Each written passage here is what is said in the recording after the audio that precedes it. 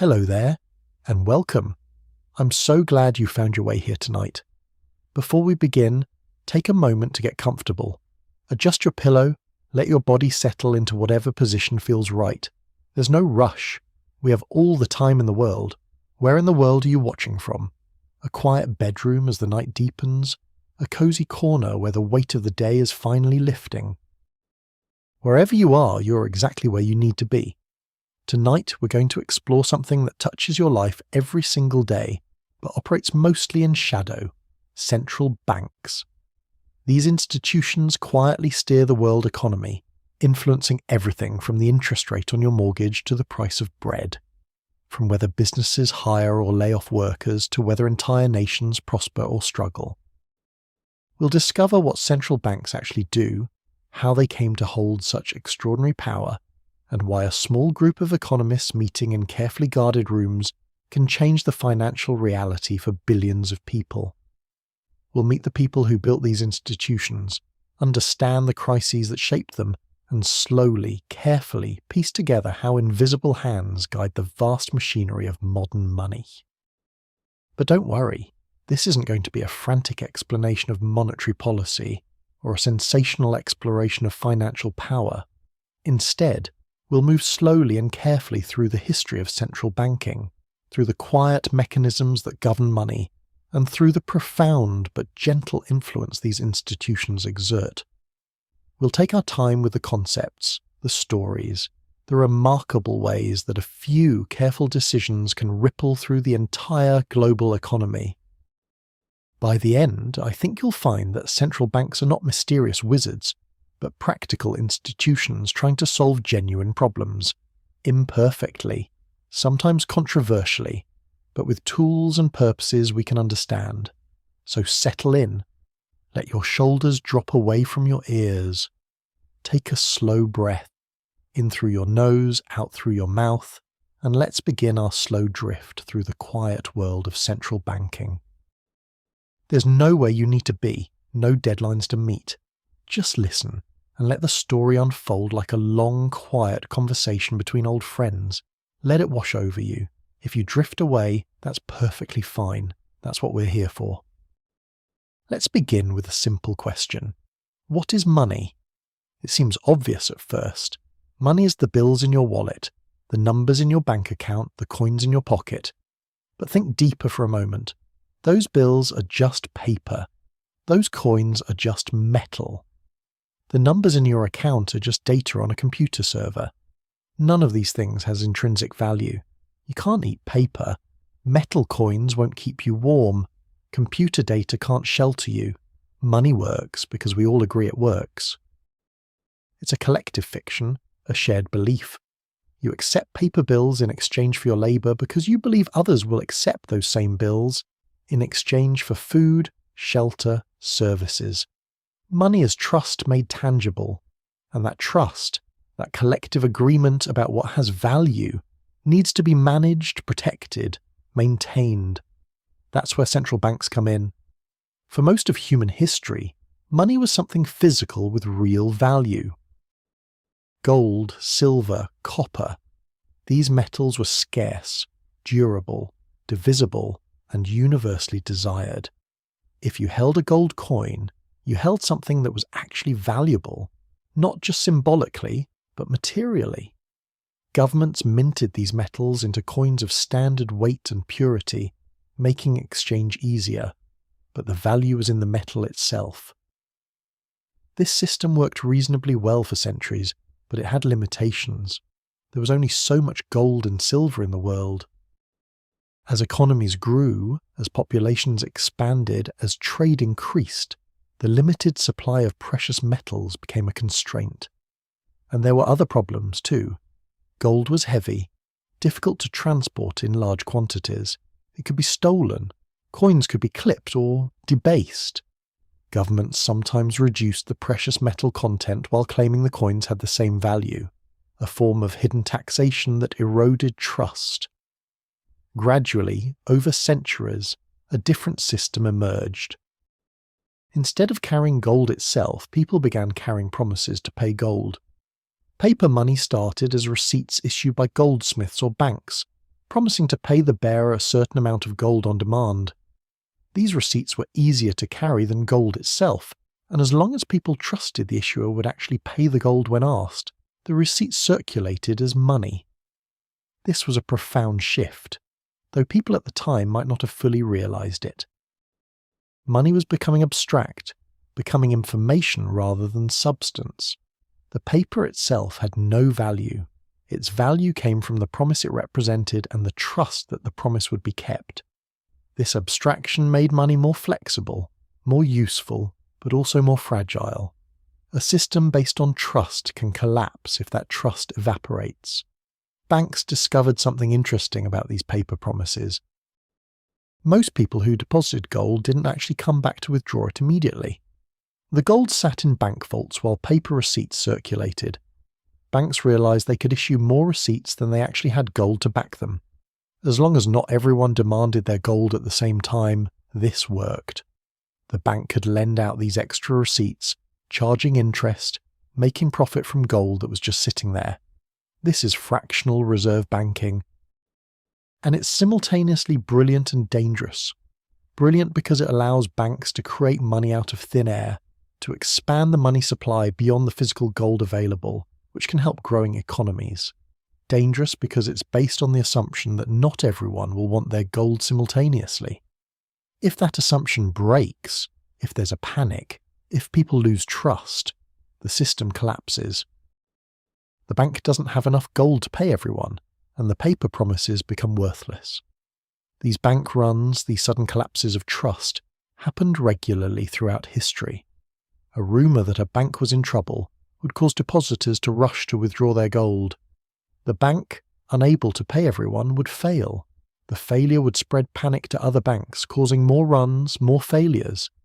These cascading bank panics could devastate entire economies, wiping out savings, collapsing businesses, creating recessions or depressions.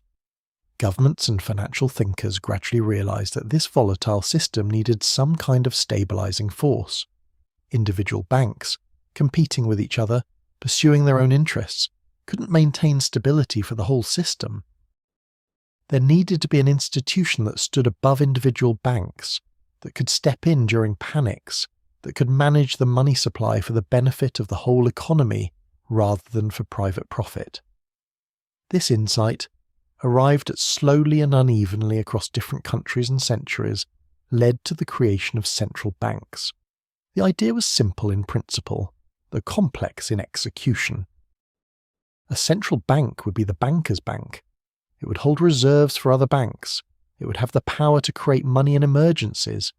It would regulate the money supply to prevent both shortages that strangled growth and excesses that caused inflation. It would be, in theory, above politics and private interest. Guided by expertise and the long-term health of the economy. But how exactly would this work? What tools would a central bank have? How would it influence an entire economy? These questions took centuries to answer, and even today the answers are still being refined, still being debated. The story of central banking is the story of society's learning, through trial and error, through crisis and experiment, how to manage money in an increasingly complex world. It's a story of power, quiet, technical, bureaucratic power that nevertheless shapes the lives of billions. And it's a story that continues to unfold as central banks face new challenges in a world of digital money, global finance, and unprecedented economic complexity. Let's take our time exploring this story. Let's understand where central banks came from, what they do, how they've evolved, and why they matter so much to your daily life, even if you've never thought about them. The story begins, as so many financial stories do, in a place of commerce and innovation and occasional chaos. The coffeehouses and counting houses of 17th century Europe, where merchants and bankers were inventing the modern financial world.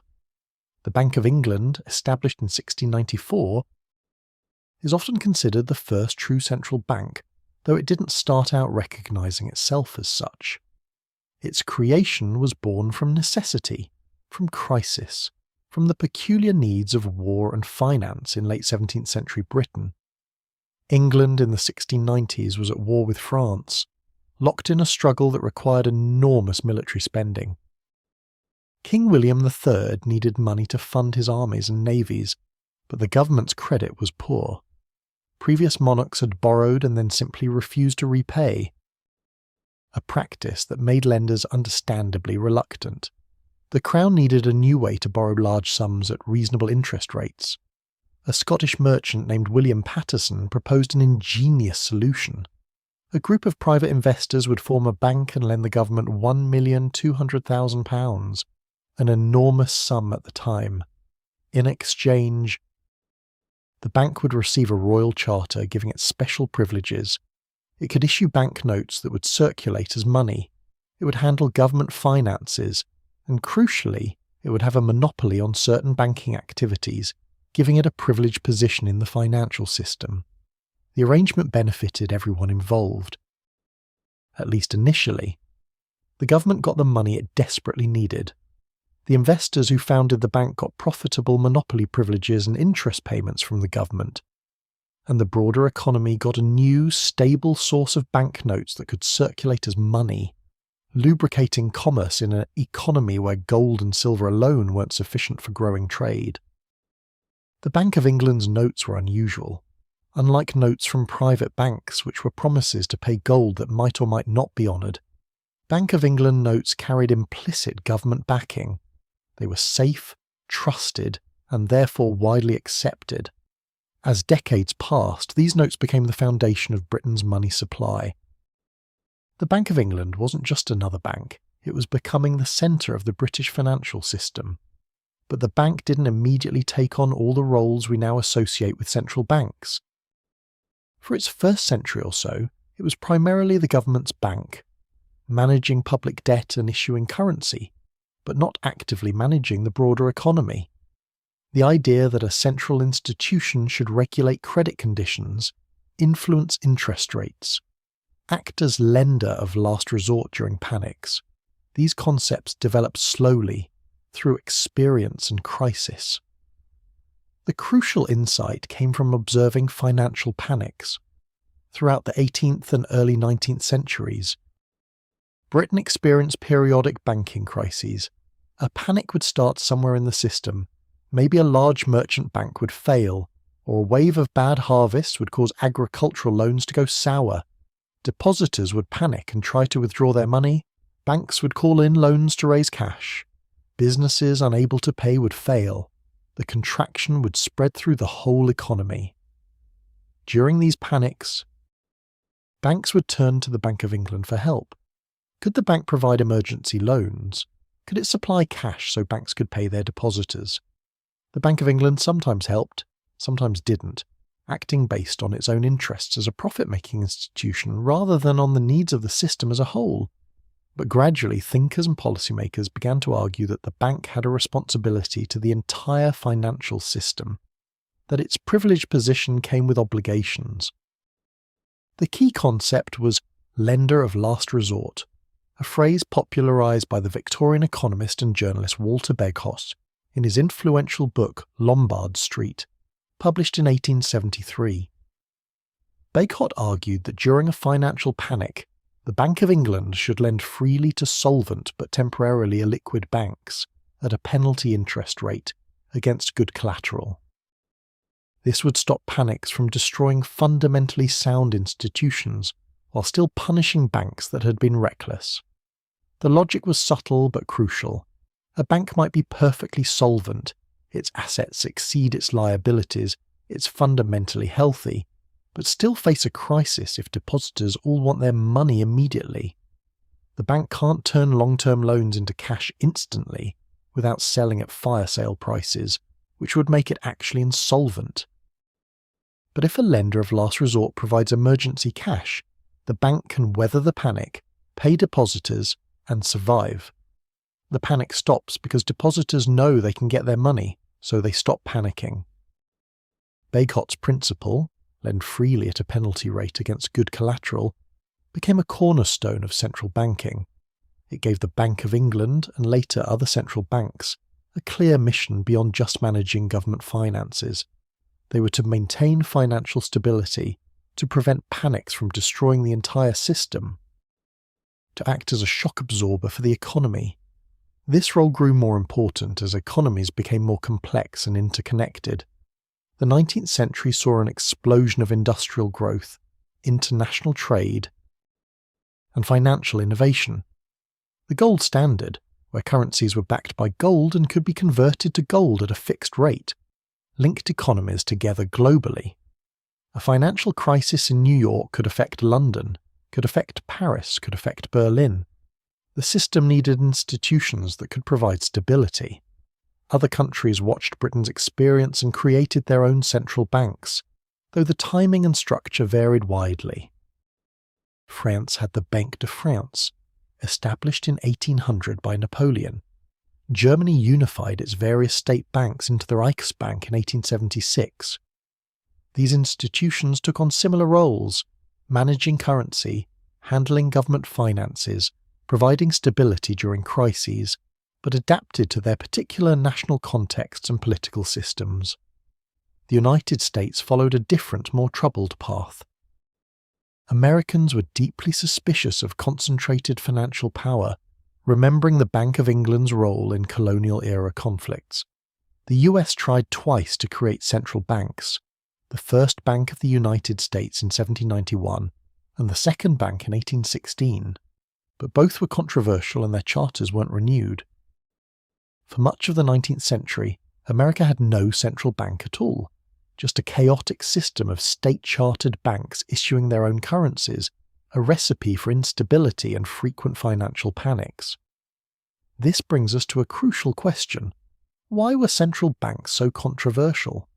Why did people resist institutions that, at least in theory, were supposed to provide stability and prevent crises? The answer tells us something important about the nature of central banking and the power it wields. Central banks control money, and whoever controls money has extraordinary power. They can decide who gets credit and who doesn't. They can inflate currency, effectively taxing anyone holding money. They can trigger recessions by restricting credit or fuel booms by loosening it. This power was and remains deeply political, even when central banks claim to be above politics. People understood, rightly, that central banks weren't neutral technical institutions, but centers of power that would benefit some groups and interests more than others. Let's sit with that tension for a moment. Central banks are necessary for financial stability in complex modern economies. This is widely accepted now, though it wasn't always.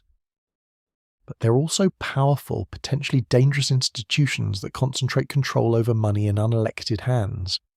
This paradox, that we need powerful central banks but must also fear and constrain that power, runs through the entire history of central banking.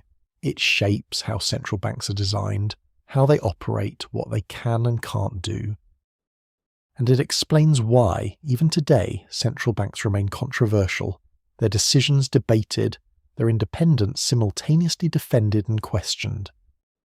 As the 19th century turned into the 20th, as economies grew larger and more complex, as financial crises grew more severe and interconnected, the question facing the world wasn't whether to have central banks but how to design them well, how to give them enough power to maintain stability without so much power they could be abused, how to insulate them from short-term political pressure while keeping them democratically accountable, how to let them act decisively in crises while preventing them from making catastrophic mistakes.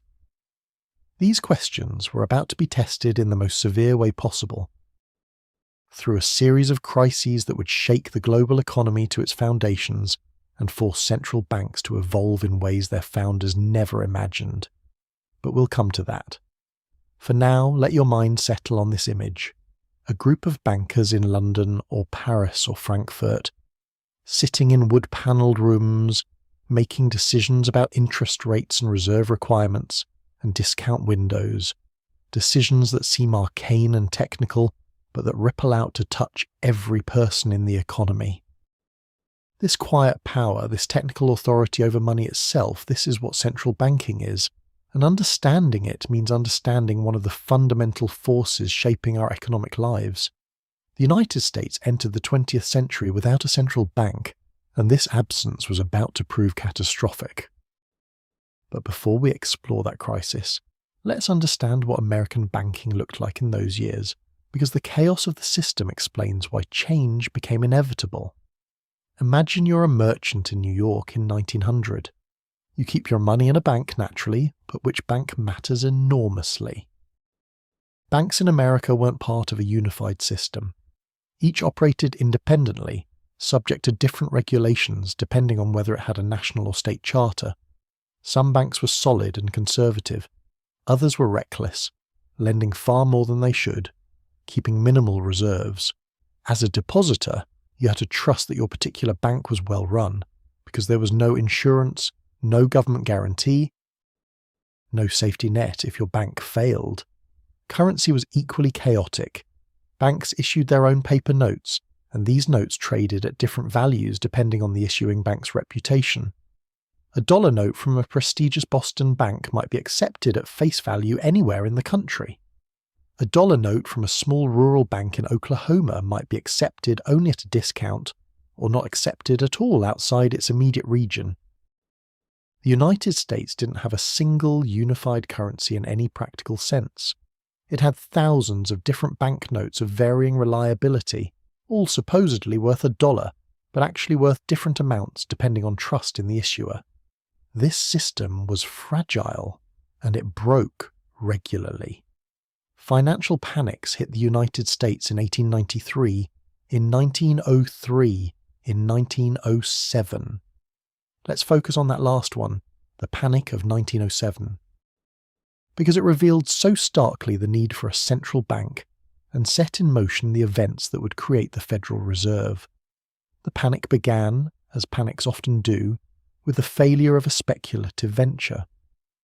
Two speculators, Augustus Heinze and Charles Morse, tried to corner the market in copper, borrowing heavily to buy up shares of a mining company.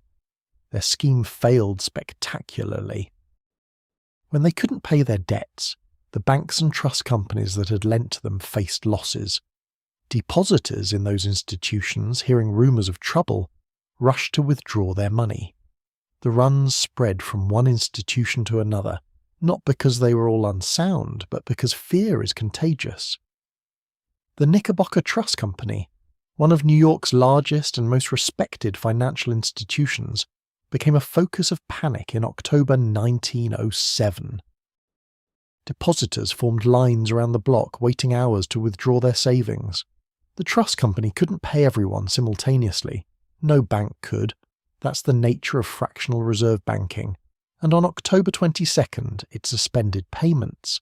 This failure sent shockwaves through the financial system.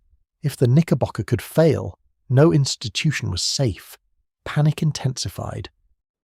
At this moment, with the financial system teetering on the edge of complete collapse, the United States had no central bank to step in as lender of last resort. The government had no mechanism to inject liquidity into the banking system, no way to calm the panic through official action. Instead, rescue came from a private individual, J.P. Morgan, probably the most powerful banker in America. Morgan, then 70 years old, took charge of the crisis with remarkable authority. He gathered the heads of New York's major banks in his library, literally locking the doors until they agreed to pool resources to support failing institutions. He organized emergency loans. He convinced the Treasury Secretary to deposit government funds in New York banks to increase liquidity.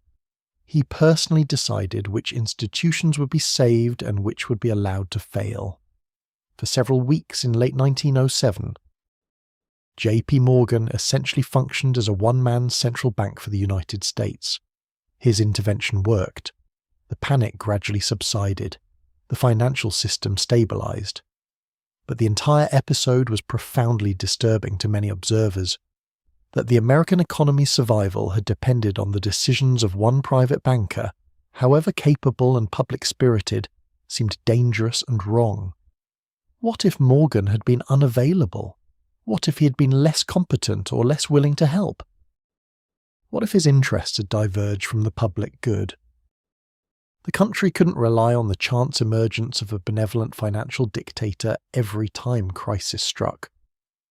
The Panic of 1907 convinced many Americans, including political leaders who had previously opposed central banking, that the country needed an institution to provide financial stability. The question was what form that institution should take. Designing a central bank for America meant navigating deep political divides and historical suspicions. In 1908, Congress established the National Monetary Commission to study banking systems around the world and recommend reforms. The commission, led by Senator Nelson Aldrich, spent years researching and deliberating. They studied the Bank of England, the Banque de France, the German Reichsbank. They interviewed experts, read treatises, examined the successes and failures of various approaches, and gradually a plan emerged. Senator Aldrich proposed creating a National Reserve Association, essentially a central bank, though the proposal avoided that term, which was politically toxic. The plan called for a system of regional reserve banks loosely coordinated that would provide elasticity to the currency, meaning the money supply could expand and contract based on the economy's needs and could act as lender of last resort during panics. But Aldrich's plan was controversial. Many people saw it as a scheme to benefit big banks and Wall Street at the expense of farmers, small businesses, and ordinary people. The political battle over creating a central bank consumed years. Progressives worried that bankers would control the new institution for their own benefit. Populists, especially in the South and West, feared that New York financiers would dominate and exploit the rest of the country. Conservative bankers worried that political interference would make the system unstable. States' rights advocates objected to concentrating power in a federal institution. Every aspect of the design was contested. Who would govern it? How decisions would be made? Where power would be located? How to balance public and private interests? The breakthrough came with the election of Woodrow Wilson in 1912. Wilson, despite being a Democrat and thus representing a party historically suspicious of central banking, supported creating a Federal Reserve System as long as it was properly designed. His vision emphasized government control rather than banker control, regional distribution of power rather than concentration in New York, and public accountability. The result was the Federal Reserve Act, passed in December 1913 after months of negotiation and compromise. The system it created was complex, deliberately so, reflecting the various interests and concerns that had to be balanced. The United States wouldn't have a single central bank in one location, but rather a Federal Reserve System, with 12 regional banks spread across the country. Each regional bank would be owned by private member banks in its district, but governed by boards that included government appointees. Overseeing the whole system would be a Federal Reserve Board in Washington, appointed by the President and confirmed by the Senate. Ensuring ultimate government control, this structure was messy and compromised, but it worked politically. Farmers and Westerners got regional representation and weren't dominated solely by New York. Bankers got significant involvement in governance. The government maintained ultimate authority. Everyone got something. No one got everything. It was a very American solution. Federal but decentralized, public but involving private interests, powerful but with checks and balances.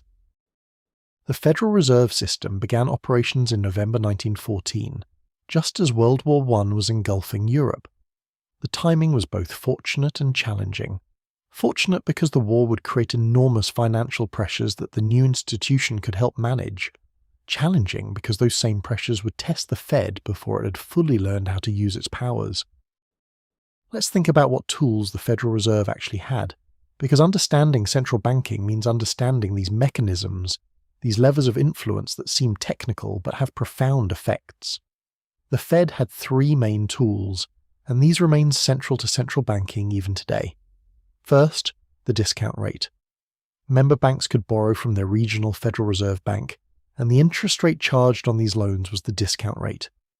By raising or lowering this rate, the Fed could make borrowing more or less attractive.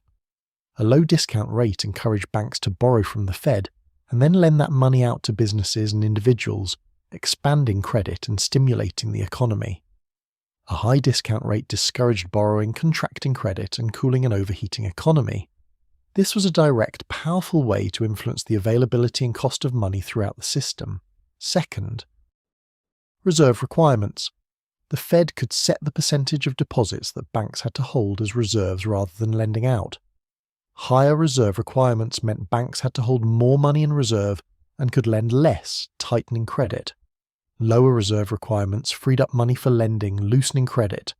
This tool affected the entire banking system's capacity to create money through lending. Third, open market operations. The Fed could buy or sell government securities, bonds, in the open market. When the Fed bought bonds, it paid with newly created money, injecting cash into the banking system and increasing the money supply. When it sold bonds, it took money out of circulation, decreasing the money supply. This tool would eventually become the Fed's most important and frequently used mechanism, though its significance wasn't fully recognized in the early years. These tools gave the Federal Reserve the ability to influence the money supply, interest rates, and credit conditions throughout the economy. They were powerful, but they were also blunt instruments, and the Fed had to learn through experience how to use them effectively. The learning curve would prove steep and costly. The First World War dominated the Fed's early years. The war created enormous financial demands. The US government needed to borrow unprecedented sums to finance military operations. The Fed helped by keeping interest rates low, making it cheaper for the government to borrow. This was patriotic and necessary for the war effort, but it also meant the Fed was subordinating its monetary policy to the government's fiscal needs. Exactly the kind of political interference that central banks are supposed to avoid. The war also disrupted international finance and trade. European nations went off the gold standard. They suspended the convertibility of their currencies to gold to finance war spending. Gold flowed to the United States as Europeans bought American goods and borrowed American money. The US money supply, still linked to gold under the gold standard system, expanded dramatically. Inflation began to rise as too much money chased too few goods. When the war ended in November 1918, the Fed faced a new challenge, bringing the economy back to peacetime conditions without causing crisis. Inflation was running high, fueled by wartime money creation. The Fed needed to tighten policy to reduce the money supply and bring inflation under control. But tightening risked triggering a recession. This is one of central banking's perpetual dilemmas. Inflation and unemployment often move in opposite directions, and choosing between them means choosing which pain to inflict. The Fed chose to fight inflation aggressively. In 1920, it raised the discount rate sharply, from 4.75% to 7% in some districts. This was dramatic tightening. And it worked. Inflation fell, but the cost was severe. The economy plunged into a sharp recession. Unemployment rose, businesses failed. Farmers, who had borrowed heavily during the war when crop prices were high, were devastated when prices collapsed. The recession of 1920 to 1921 was short but brutal. This episode taught several lessons. It demonstrated that the Fed had real power over the economy. It showed that monetary policy involves painful trade-offs. You can fight inflation or unemployment, but fighting one often worsens the other, and it revealed that the Fed was still learning, still figuring out how to calibrate its actions, still making mistakes that had consequences for millions of people. Central banking, it turned out, was as much art as science, requiring judgment, wisdom, and a tolerance for uncertainty that technical expertise alone couldn't provide. The 1920s brought different challenges. The decade began with recession but quickly turned to boom. The American economy grew rapidly, stock markets soared, consumer credit expanded. New technologies, automobiles, radio, electrification transformed daily life. It seemed like a new era of permanent prosperity, and the Fed had to decide how to respond to this exuberance. Some Fed officials worried that the boom was unsustainable, that stock market speculation was excessive, that credit was expanding too rapidly. They wanted to tighten policy, to raise interest rates and slow things down before a crash occurred. Others argued that the economy's fundamentals were sound, that prosperity was real, that tightening would unnecessarily harm growth. This debate, whether central banks should try to prevent asset bubbles or only clean up after they burst, continues to this day. The Fed during the 1920s generally chose not to restrain the boom. Interest rates stayed relatively low. Credit remained available. The stock market climbed higher and higher, with stock prices detaching from underlying corporate earnings.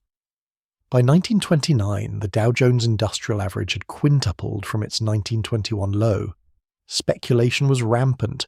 Millions of ordinary Americans were buying stocks on margin, borrowing money to invest, betting that prices would keep rising forever. And then, in October 1929, the bubble burst. The stock market crashed, losing 40% of its value in a matter of weeks. We've explored this crash before in our journey through the Great Depression, but now let's consider it from the Federal Reserve's perspective, because the Fed's response, or failure to respond, would define central banking for generations. When the stock market crashed, the Fed faced a choice. It could act as lender of a last resort, flooding the banking system with liquidity to prevent panic. It could lower interest rates to encourage borrowing and spending. It could use all its tools to cushion the blow and support the economy. Or it could stand aside, believing the market needed to correct, that intervention would only delay necessary adjustments, that the economy would recover on its own if left alone. Tragically, fatefully, the Fed largely chose the latter course. The reasons were complex. Some officials believed the speculation had been excessive and needed to be punished. Others thought monetary policy was already loose enough and further easing wasn't necessary. Many were constrained by the gold standard, which limited how much they could expand the money supply without risking gold outflows. And crucially, the Fed didn't yet fully understand its own power or responsibility. The concept that the central bank should aggressively counteract economic downturns, that it bore responsibility for maintaining employment and growth, hadn't been established. What followed was catastrophic. As we've explored, the Great Depression deepened year after year. Banks failed by the thousands. The money supply contracted by a third. Unemployment reached 25%, and through it all, the Federal Reserve failed to act decisively to stop the collapse. It made some gestures, lowering the discount rate, providing some liquidity, but these actions were too timid, too late, too constrained by orthodox thinking about the gold standard and balanced budgets. The economist Milton Friedman, writing decades later with his collaborator Anna Schwartz, would argue that the Great Depression was fundamentally a failure of monetary policy, that the Fed had the power to prevent or at least greatly moderate the collapse, but chose not to use that power. This interpretation is debated by historians and economists, but it contains an important truth. Central banks matter enormously, and when they fail, the consequences can be devastating. The Depression taught central bankers painful lessons that would reshape how they thought about their role and responsibilities. It demonstrated that financial crises don't self-correct quickly, that leaving markets alone can lead to disaster, that central banks must act as lender of last resort aggressively and without hesitation. It showed that the gold standard, once considered sacrosanct, could be an obstacle to sound policy. And it revealed that central banks have responsibilities not just for price stability, but for employment, growth, and the overall health of the economy. These lessons would guide central banking in the decades after the Depression, shaping how the Federal Reserve and other central banks around the world understood their missions and used their tools. But learning the lessons required living through the disaster first.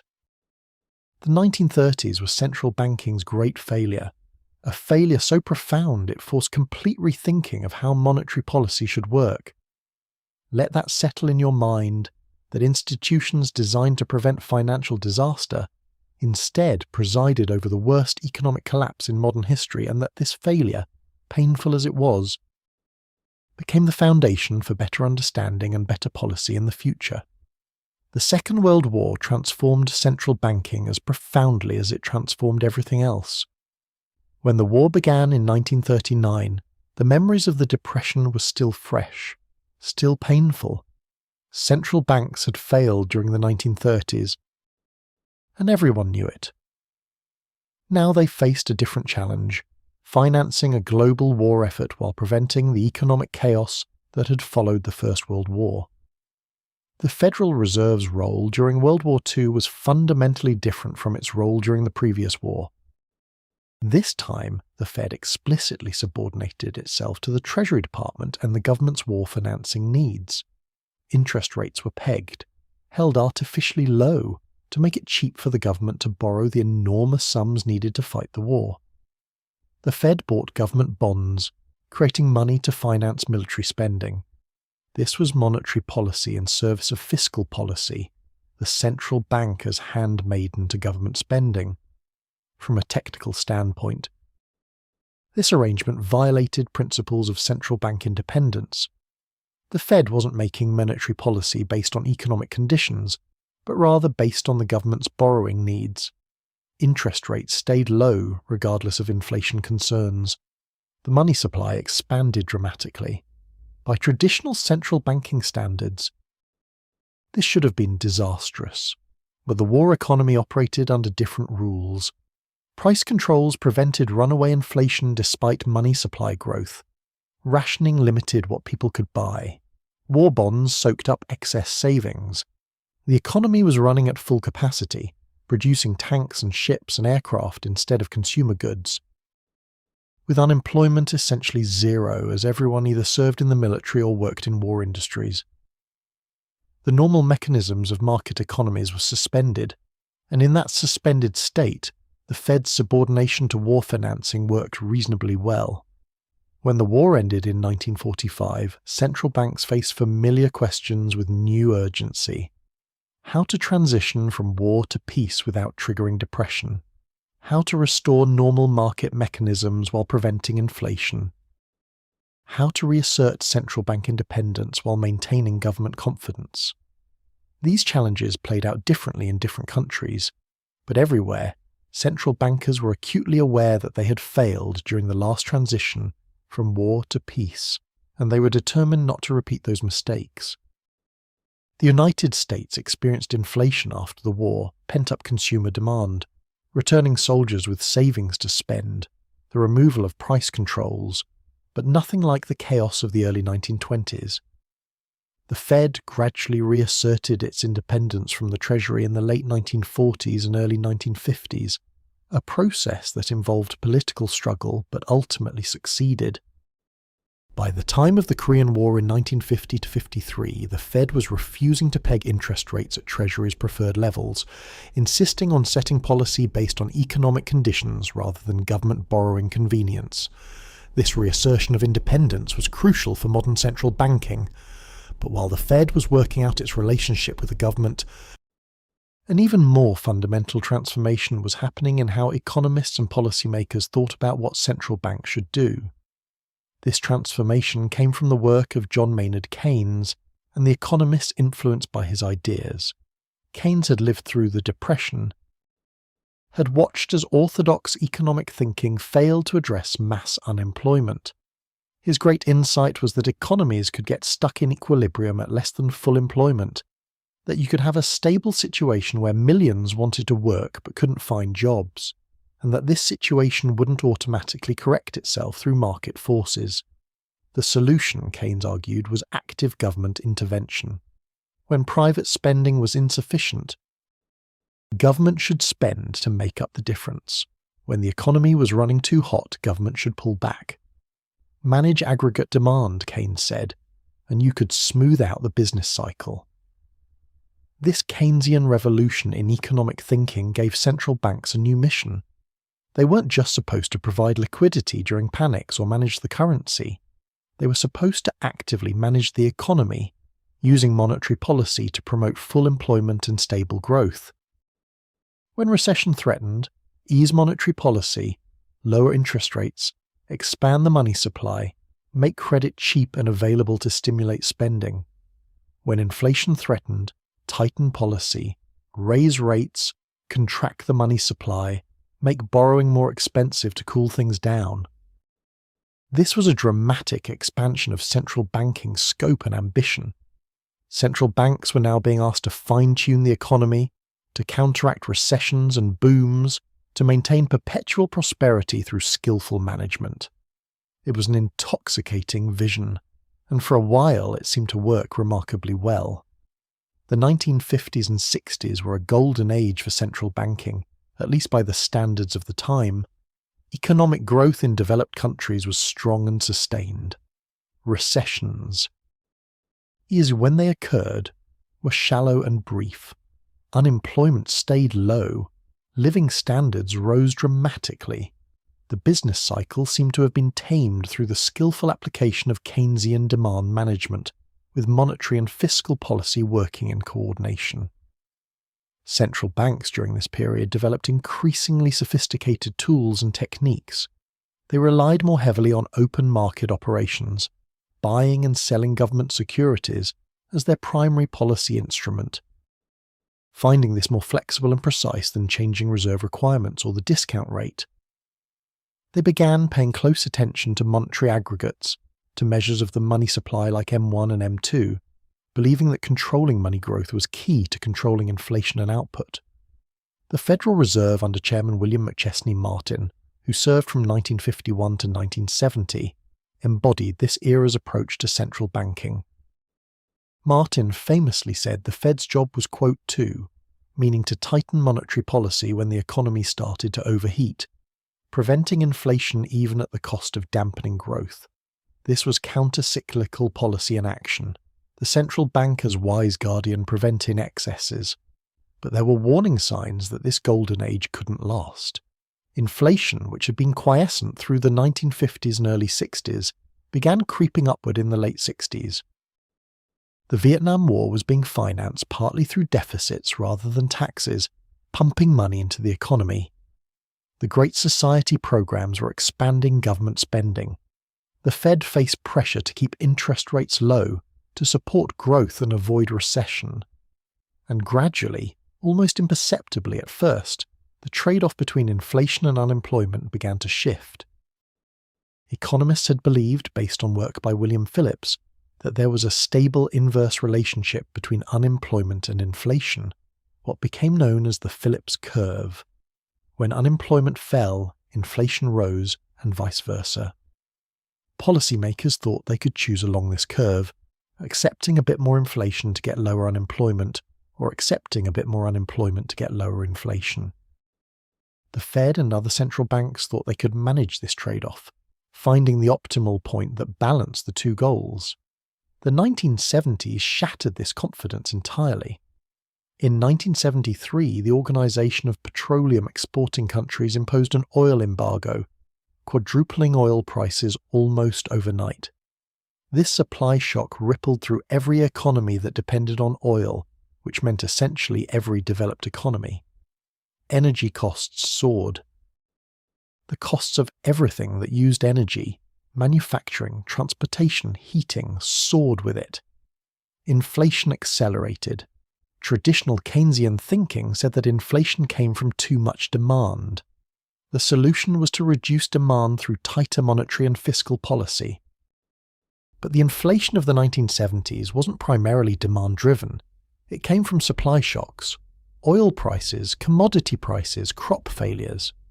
Tightening policy to fight this inflation meant deliberately creating recession and unemployment, and yet inflation didn't respond the way theory predicted. Unemployment rose, but inflation stayed high. This combination, high inflation and high unemployment simultaneously, something the Phillips curve said shouldn't happen, got an ugly name, stagflation. And stagflation represented a fundamental crisis for central banking and Keynesian economics more broadly. The tools and theories that had worked for 2 decades suddenly didn't work anymore. Central banks found themselves in a nightmare scenario where they seemed powerless to address either inflation or unemployment without making the other worse. The second oil shock in 1979, when the Iranian Revolution disrupted oil supplies and prices spiked again, made everything worse. By 1980, inflation in the United States was running at over 13%. The inflation rate in Britain peaked at over 24%. These weren't just numbers on a chart. They represented real erosion of purchasing power, real uncertainty about the future, real damage to people's savings and standards of living. Workers demanded higher wages to keep up with rising prices. Businesses raised prices to cover higher wages. The wage price spiral, once started, proved devilishly difficult to stop. Central banks faced a crisis of credibility. They had promised to maintain price stability and had failed.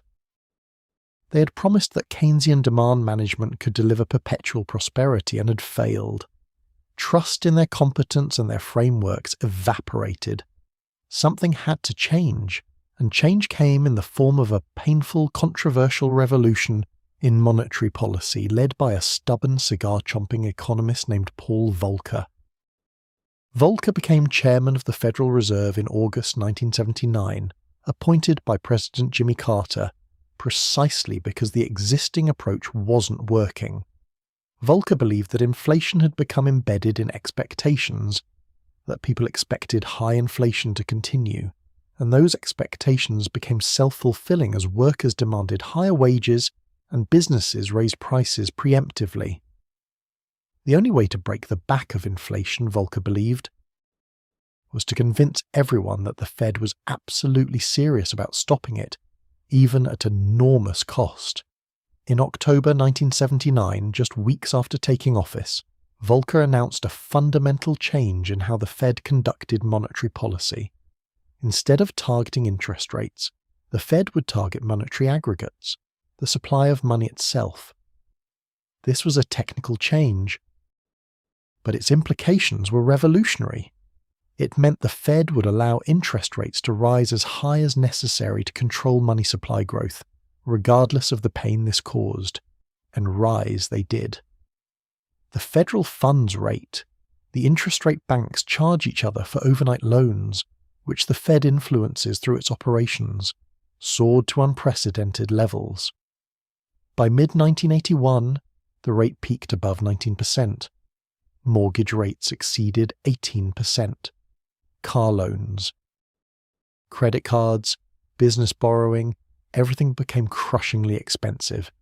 If you wanted to borrow money for any purpose, the cost was staggering. This was deliberate. Volcker was intentionally creating a severe recession to wring inflation out of the economy. He was taking away not just the punch bowl but the entire bar, boarding up the windows and posting guards outside. The economic pain was immediate and intense. Construction stopped. Who could afford an 18% mortgage? Auto sales collapsed. Businesses couldn't afford to borrow to expand or even to maintain operations. Unemployment rose sharply, exceeding 10% by late 1982. Factories closed. Workers lost jobs they'd held for decades. Farms foreclosed. It was brutal. Volcker faced enormous pressure to relent. Labor unions protested. Congress held hostile hearings. Farmers drove their tractors to Washington to surround the Fed building in protest. The construction industry, devastated by high interest rates, sent 2x4s to Volcker's office in symbolic protest. Politicians demanded he lower rates and stop destroying the economy. President Carter's re-election campaign in 1980 was partly doomed by the recession, and Carter had been the one who appointed Volcker in the first place. But Volcker held firm. He believed that if the Fed backed down, if it eased policy before inflation was truly defeated, credibility would be lost forever. Inflation expectations would remain high. The wage price spiral would continue. The pain would have been for nothing, and they'd have to go through it all again later. The only way out was through. Tolerate the recession, accept the unemployment.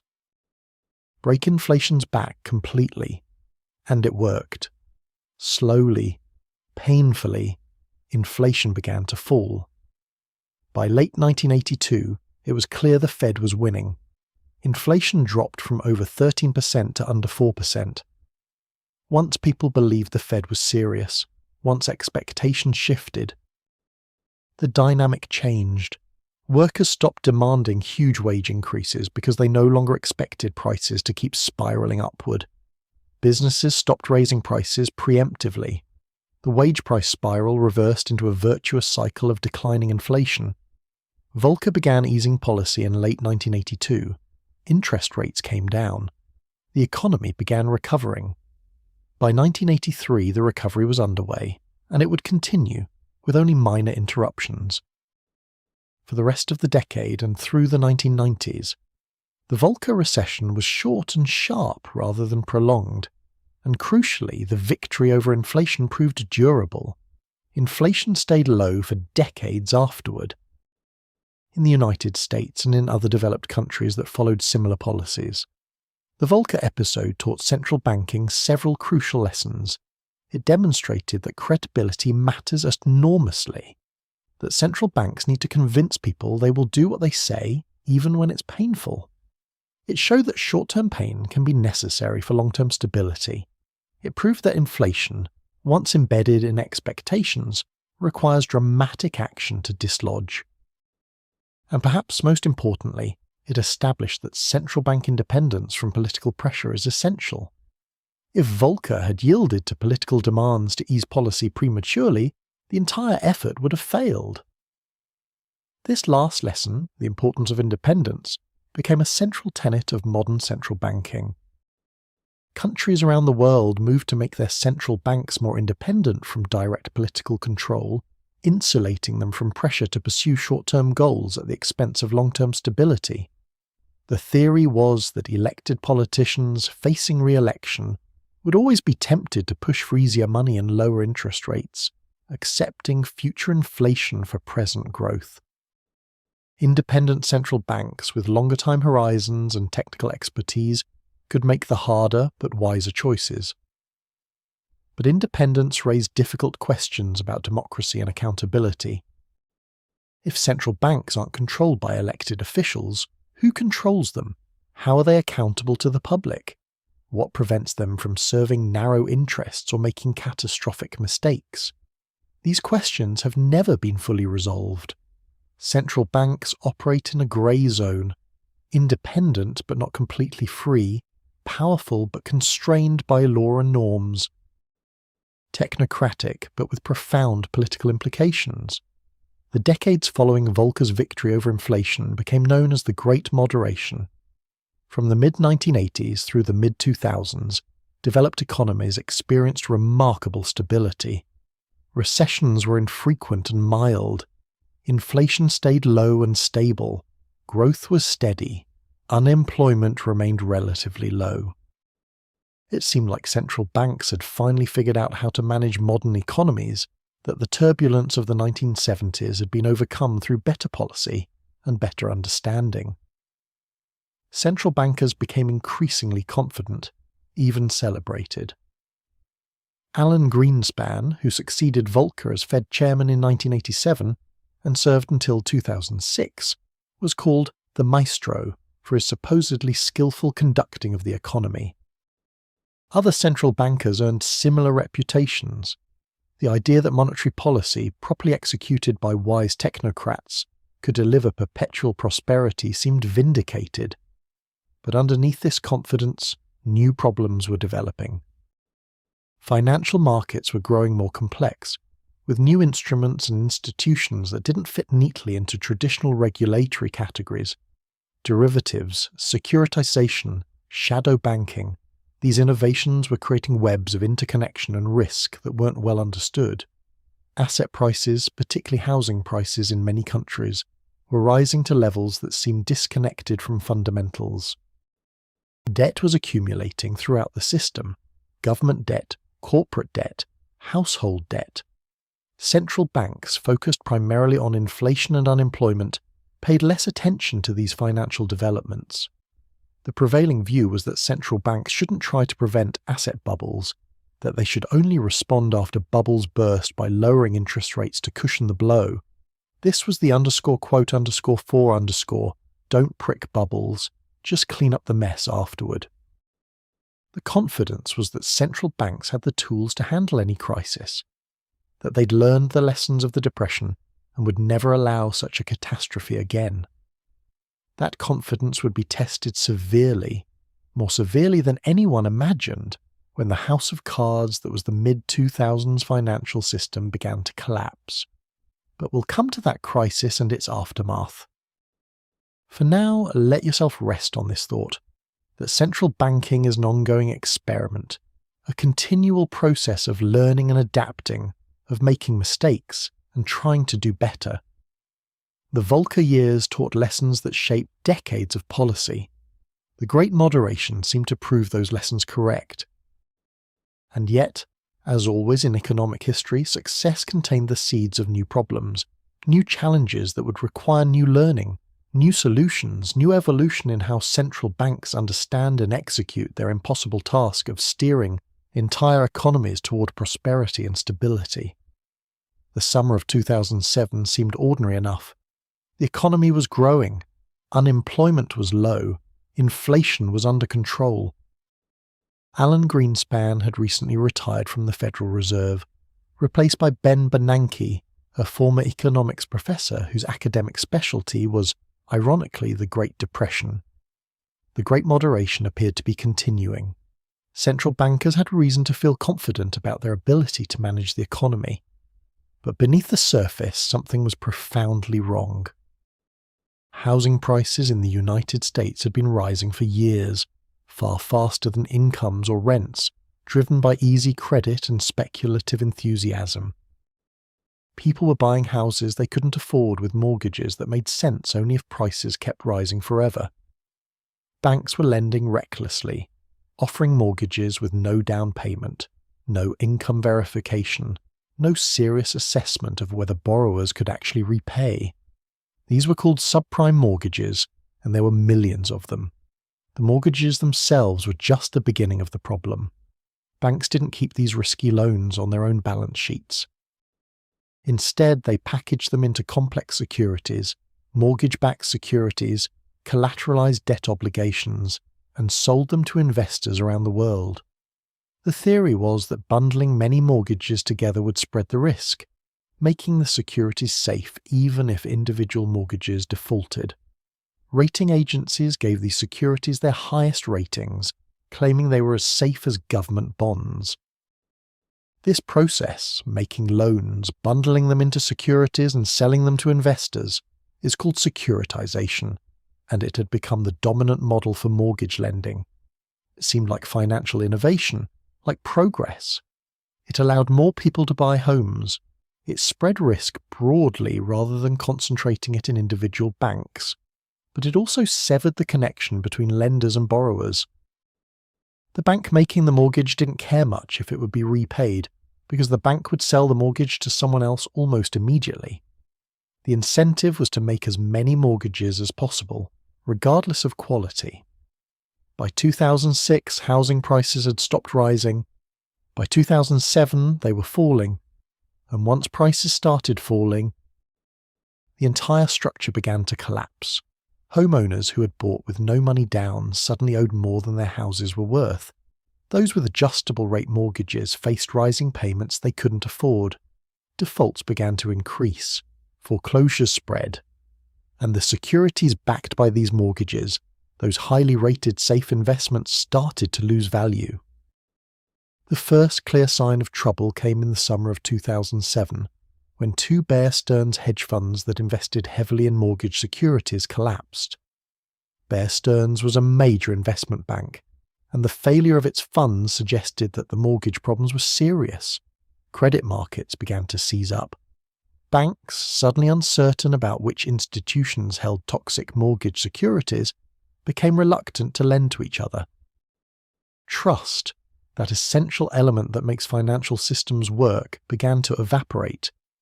Ben Bernanke and the Federal Reserve faced a situation that was simultaneously familiar and novel. Familiar because it was a classic panic, fear spreading through the financial system, threatening to freeze credit markets and cause cascading failures. Novel because the structure of modern finance was so different from anything in history. The Fed had experience dealing with traditional bank runs, but this crisis involved investment banks, hedge funds, money market funds, special purpose vehicles, and other institutions that weren't traditional banks and weren't subject to traditional regulation.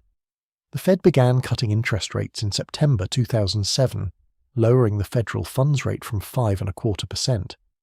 This was standard procedure, ease monetary policy to support the economy when trouble appears.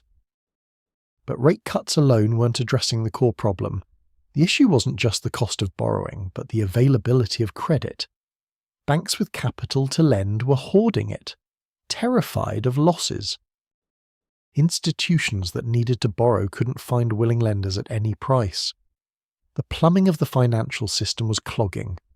Through late 2007 and early 2008, the Fed tried various interventions.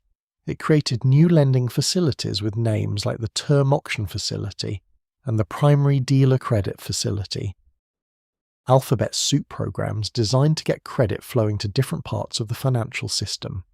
It arranged the rescue of Bear Stearns in March 2008, when that venerable investment bank teetered on the edge of failure, facilitating its emergency sale to JP Morgan Chase and guaranteeing Bear Stearns' obligations to prevent a disorderly collapse.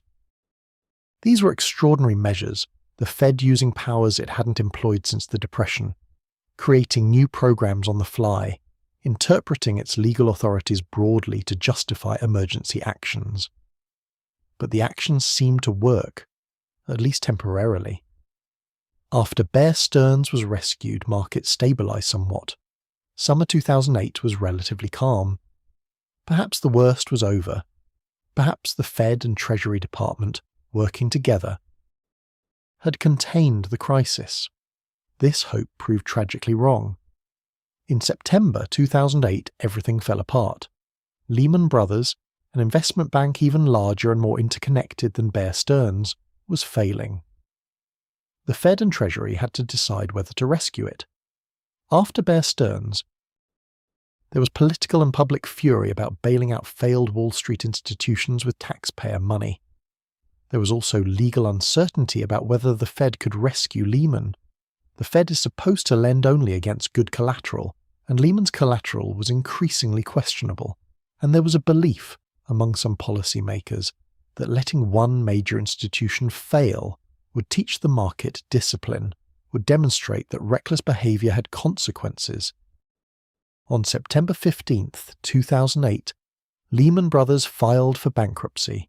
It was the largest bankruptcy in American history, and the consequences were immediate and catastrophic. Lehman's failure didn't teach discipline, it triggered panic.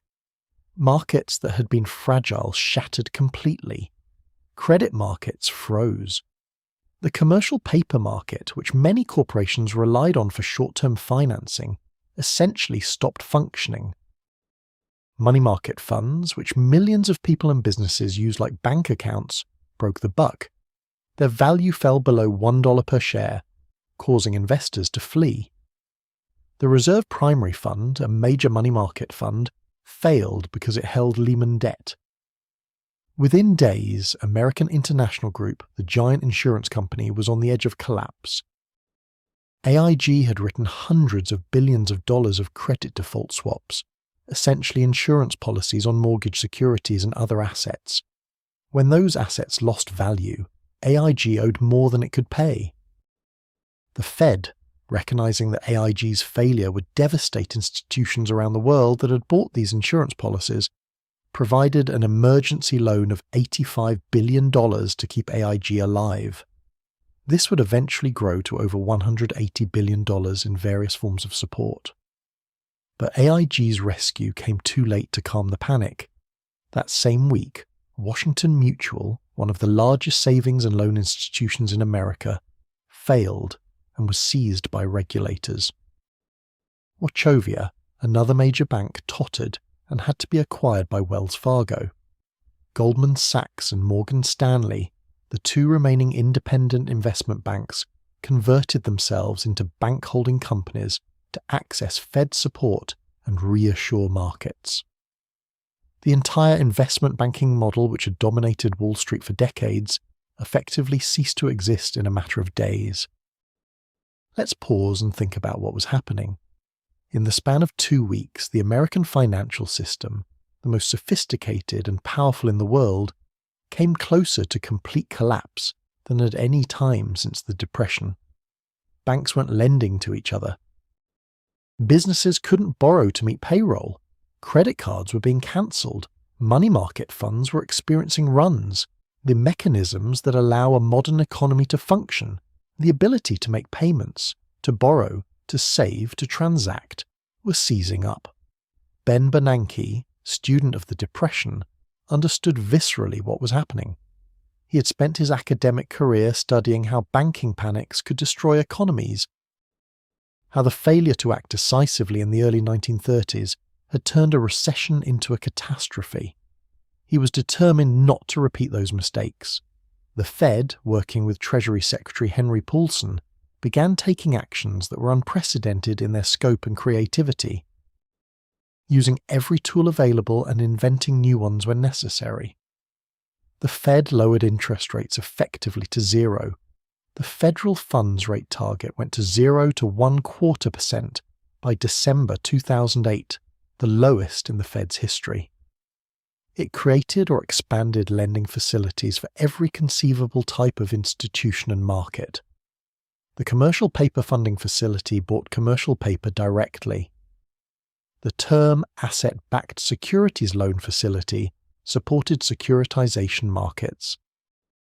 The money market investor funding facility backstopped money market funds. Each program had an acronym, each addressed a specific market dysfunction, each represented the Fed stepping in as buyer or lender of last resort. But the most controversial and consequential Fed action was quantitative easing, though that term wouldn't be widely used until later. With interest rates already at 0, the Fed had seemingly run out of conventional ammunition. It couldn't cut rates further. So it did something different. It began buying long-term government bonds and mortgage-backed securities in massive quantities, eventually purchasing trillions of dollars of assets. This wasn't standard open market operations, which involved small purchases of short-term securities to fine-tune interest rates. This was the Fed massively expanding its balance sheet, creating money on an unprecedented scale to support markets and lower long-term interest rates. The theory behind quantitative easing is somewhat complex but worth understanding. Even when short-term interest rates are at 0, long-term rates might still be positive. These long-term rates matter for things like mortgages and business investment. By buying long-term bonds, the Fed pushes up their prices, which mechanically lowers their yields. Bond prices and yields move inversely. Lower long-term yields mean cheaper mortgages, cheaper business loans, more support for the economy. The Fed was trying to stimulate even with conventional policy exhausted. Quantitative easing was controversial from the start. Critics argued it was money printing that would inevitably cause inflation. They said the Fed was exceeding its legal authority, that it was distorting markets, that it was bailing out irresponsible investors who should suffer losses. Some feared the Fed was undermining the dollar, destroying its credibility, setting up future catastrophe. The criticism came from both left and right, from politicians and economists, from those who thought the Fed was doing too much and those who thought it was doing too little. Meanwhile, fiscal policy was also responding. Congress passed the Troubled Asset Relief Program in October 2008, authorizing $700 billion to stabilize the financial system. TARP became hugely controversial. Bailouts for banks while ordinary people lost their homes, and jobs seemed fundamentally unjust.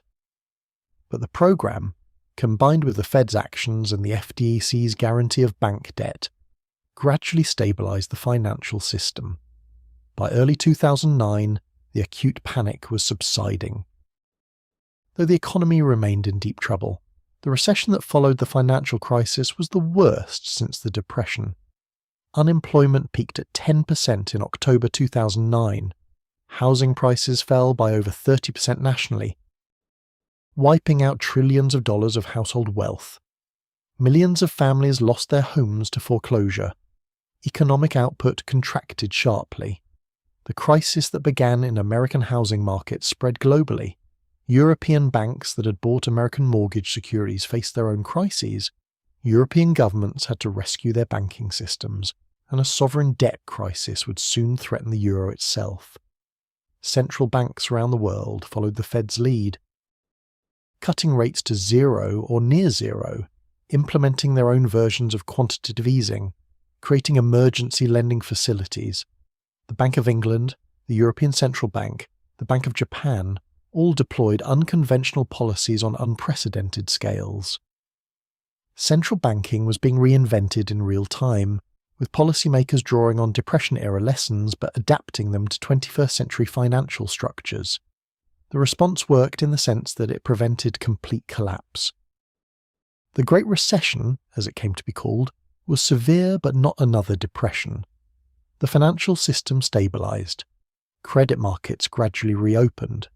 Banks that had been rescued eventually repaid their government support, in many cases with profit to taxpayers. The economy began recovering in mid-2009, slowly at first, then with gathering momentum. But the crisis and its aftermath left deep scars and raised profound questions about central banking. The Fed had saved the financial system, yes, but at what cost? Its balance sheet had grown from under $900 billion before the crisis to over $4 trillion by the time quantitative easing ended. It had taken on enormous risks, purchasing assets of uncertain value, potentially exposing taxpayers to losses. It had intervened in markets in ways that seemed to favour large institutions over small ones, Wall Street over Main Street. The recovery, when it came, was frustratingly slow and unequal. Unemployment fell only gradually. Wage growth remained weak for years. The stock market recovered quickly, helping those with wealth, but many ordinary workers never fully recovered from the crisis. Inequality widened. Young people entering the job market during the recession faced permanent disadvantage, their careers derailed by unlucky timing. Homeowners who lost their houses to foreclosure suffered damage to their credit and their wealth that lasted for years. Central banks faced criticism from all directions.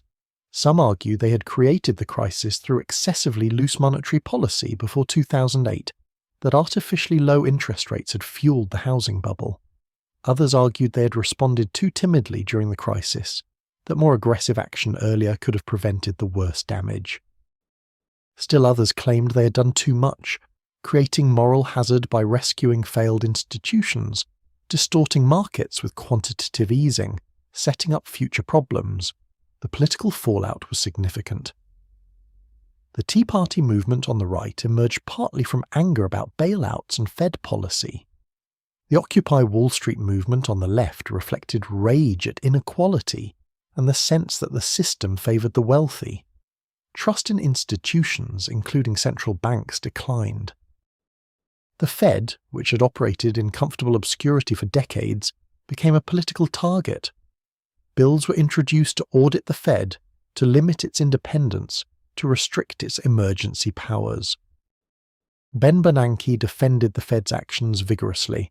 In testimony before Congress, in speeches, in his writings, he argued that the alternative to intervention was another depression, that the Fed had used its powers appropriately to fulfill its mandate of promoting employment and price stability, that criticism was understandable given the pain people had suffered, but didn't reflect the counterfactual.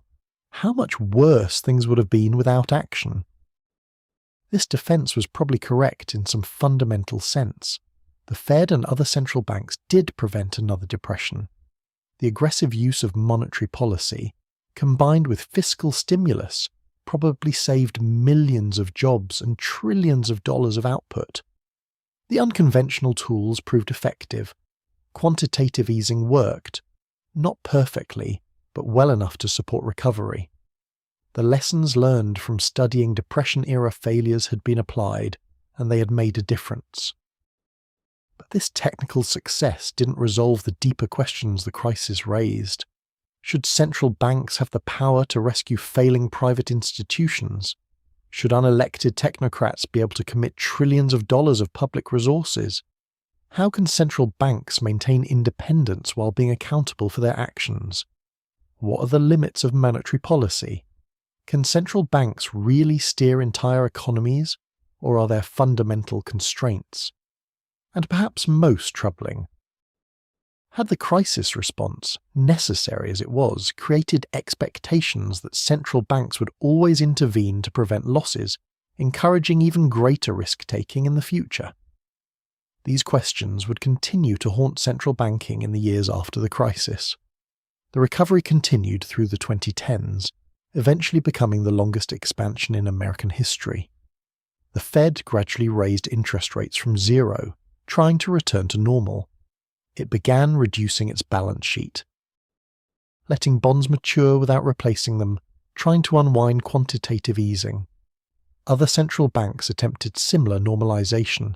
There was hope that monetary policy could return to the pre-crisis framework, that the emergency measures could be left behind. But that hope proved premature. As we'll explore, central banking in the 21st century would face challenges that made even the financial crisis seem manageable in hindsight. Challenges from globalization, from political dysfunction, from climate change, from technology disrupting the very nature of money itself. The crisis of 2008 wasn't the end of central banking's evolution, but rather another chapter in the ongoing struggle to manage money and credit in an impossibly complex world. Let that complexity rest in your mind. Let yourself feel the weight of the decisions central bankers face, knowing that their choices, made in wood-panelled rooms far from ordinary life, ripple out to touch every person in the economy in ways both seen and unseen. The years following the financial crisis brought a quiet realization that troubled central bankers around the world.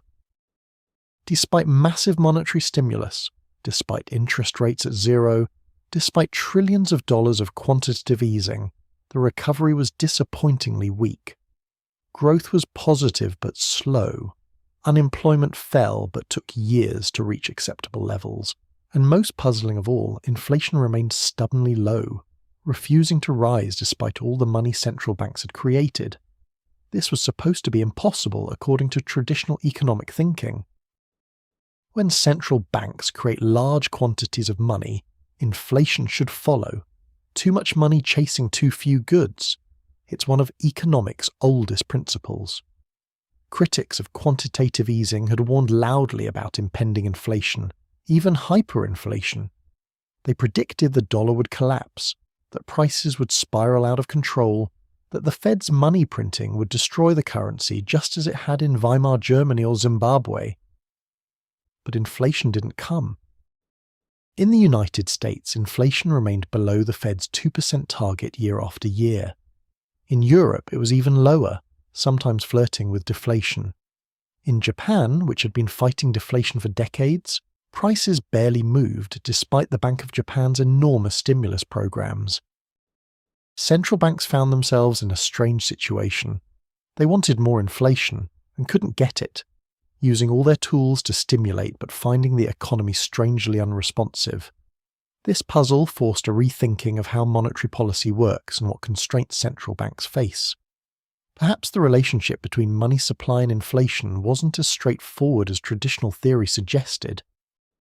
Perhaps in a globalized world with cheap manufactured goods flowing from China and other emerging markets, domestic monetary policy had less influence on prices. Perhaps technology was driving down prices in ways that offset monetary stimulus. Or perhaps the problem was on the demand side. People and businesses scarred by the crisis were saving rather than spending no matter how cheap money became. Central bankers began talking about the neutral rate or natural rate of interest, the rate that neither stimulates nor restrains the economy, the rate consistent with full employment and stable inflation. Before the crisis, estimates of this neutral rate were around 4 or 5%. But by the 2010s, it seemed to have fallen dramatically, perhaps to 2% or even lower. This meant that central banks had less room to cut rates during recessions. If the neutral rate is 2%, You can only cut 2 percentage points before hitting zero, compared to 4 or 5 percentage points before the crisis. This constraint, the zero lower bound problem, became central to monetary policy discussions. What do you do when you've cut rates to zero but the economy still needs more stimulus? Quantitative easing was one answer, but even that seemed to have limits. How much can you expand your balance sheet?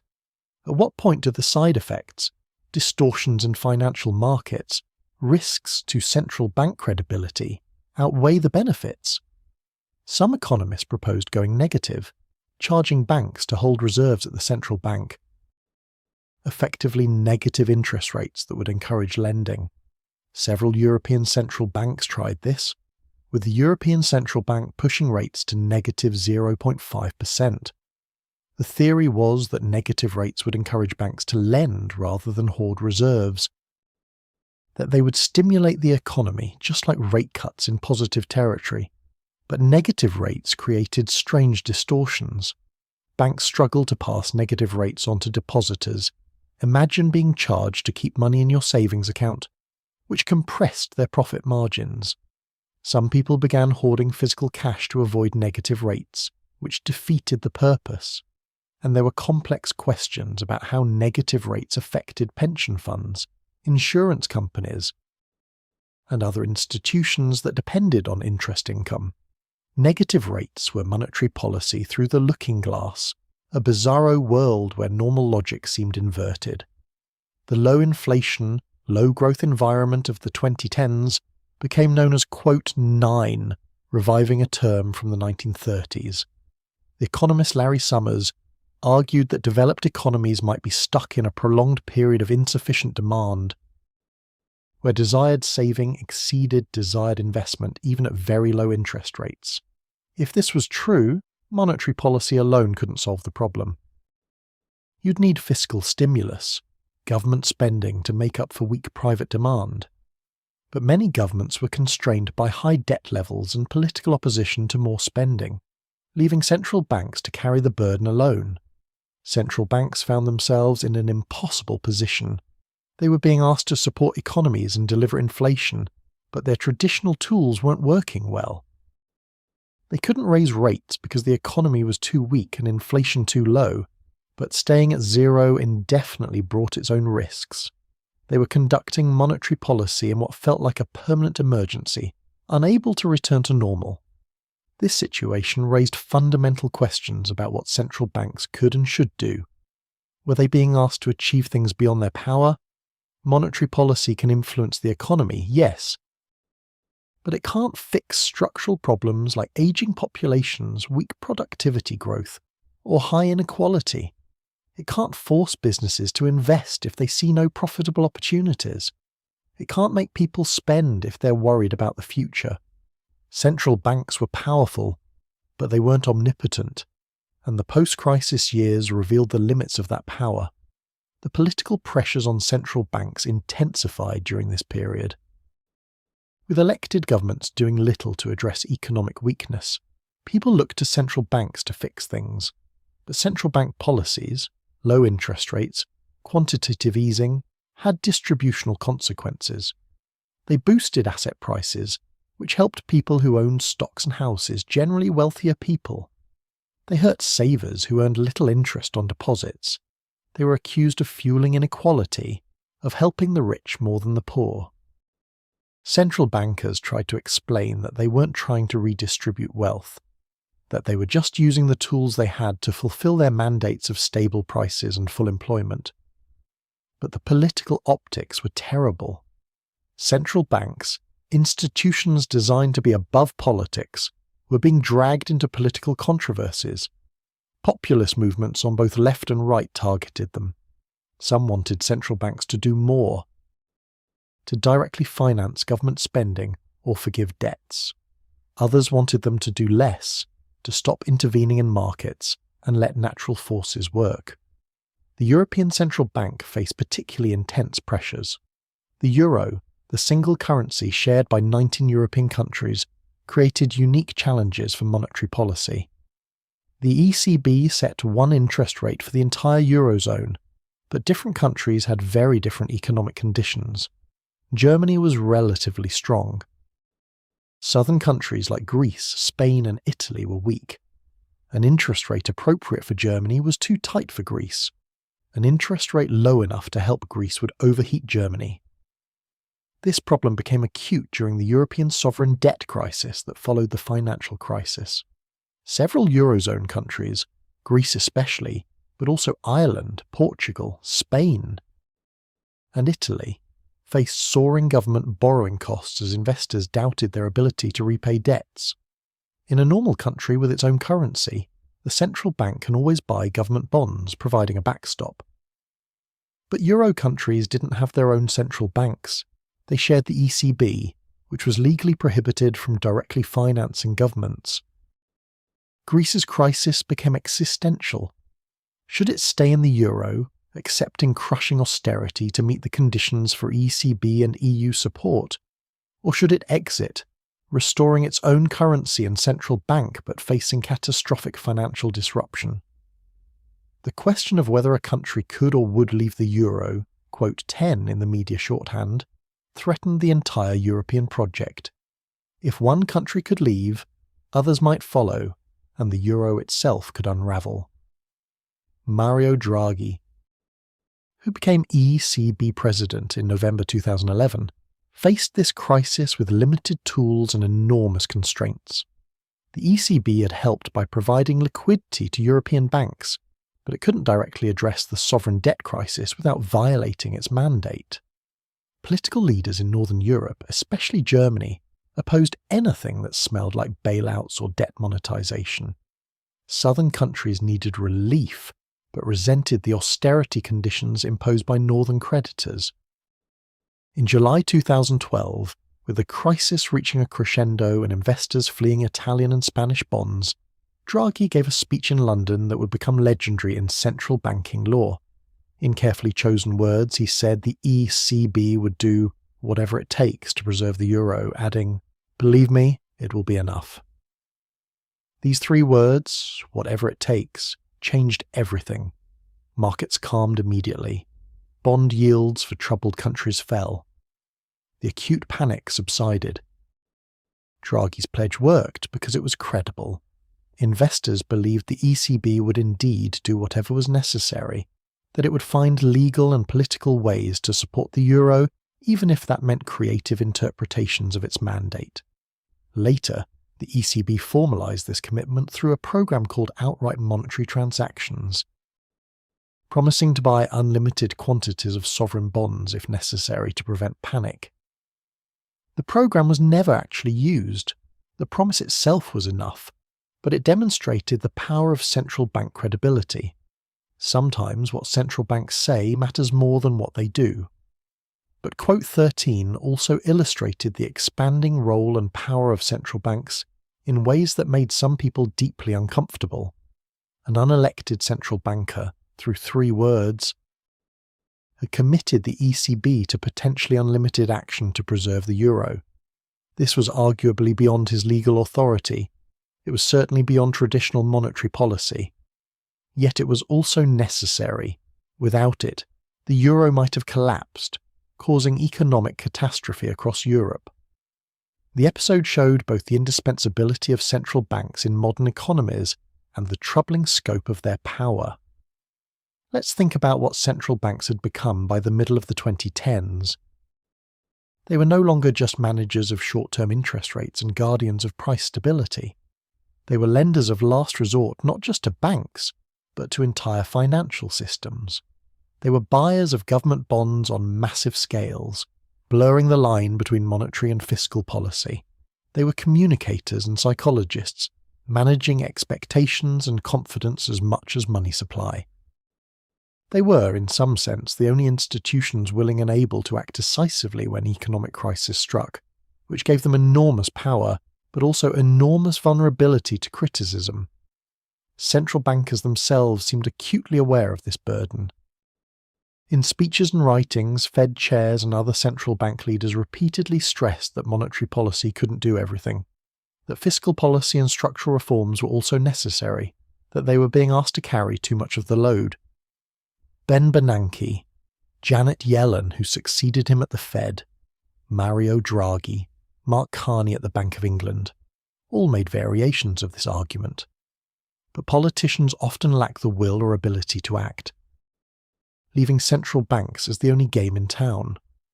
The low-rate environment created other problems that became increasingly visible. Asset prices rose to levels that seemed worrisome. Stock markets reached record highs. Housing prices in many cities soared beyond most people's ability to afford. Corporate debt grew. Investors, desperate for yield in a world of zero interest rates, took on increasing risk. Central banks faced the uncomfortable question of whether they were creating new bubbles while trying to clean up the last one. Some economists and central bankers argued for macro-prudential policy, using regulatory tools to address financial stability risks rather than relying solely on interest rates, require higher down payments for mortgages in hot housing markets, impose capital requirements on banks that vary with the economic cycle, restrict certain risky financial activities. This approach would let monetary policy focus on inflation and employment, while other tools addressed asset bubbles and financial risks. But macroprudential policy had its own challenges. The tools were untested. Their effectiveness was uncertain. And they were politically difficult. Try telling people they can't buy houses because regulators think prices are too high, and see how popular that makes you. Interest rate policy affected the entire economy uniformly, for better or worse. Macroprudential tools required picking winners and losers, which made them harder to implement without political backlash. The broader challenge for central banks in the 2010s was a crisis of what economists call, quote, 15 and, quote, 16. Central banks had staked their reputations on their ability to deliver stable inflation around 2% and full employment. But they couldn't seem to generate enough inflation despite trying very hard. This suggested either that they didn't understand the economy as well as they thought, or that they lacked the tools to achieve their goals. Either way, it was troubling. Some economists proposed changing the inflation target, raising it to 3 or 4% to give more room to cut real interest rates during recessions. Others suggested targeting nominal GDP growth rather than inflation specifically. Still others argued for higher inflation during good times to build up credibility for fighting deflation during bad times. These were technical debates, but they reflected deep uncertainty about the basic framework of monetary policy. Meanwhile, new challenges were emerging that would test central banks in unprecedented ways. Climate change was creating economic risks and disruptions that monetary policy wasn't designed to address. Technological change was transforming the nature of work and production in ways that made traditional economic relationships less predictable. Political polarization was making it harder for governments to function, putting more pressure on central banks to solve problems they couldn't solve alone, and perhaps most fundamentally, the very nature of money was beginning to change. Cryptocurrencies like Bitcoin challenged the state monopoly on money creation. Private payment systems were displacing cash. Some countries were exploring central bank digital currencies, essentially allowing people to hold accounts directly at the central bank rather than at commercial banks.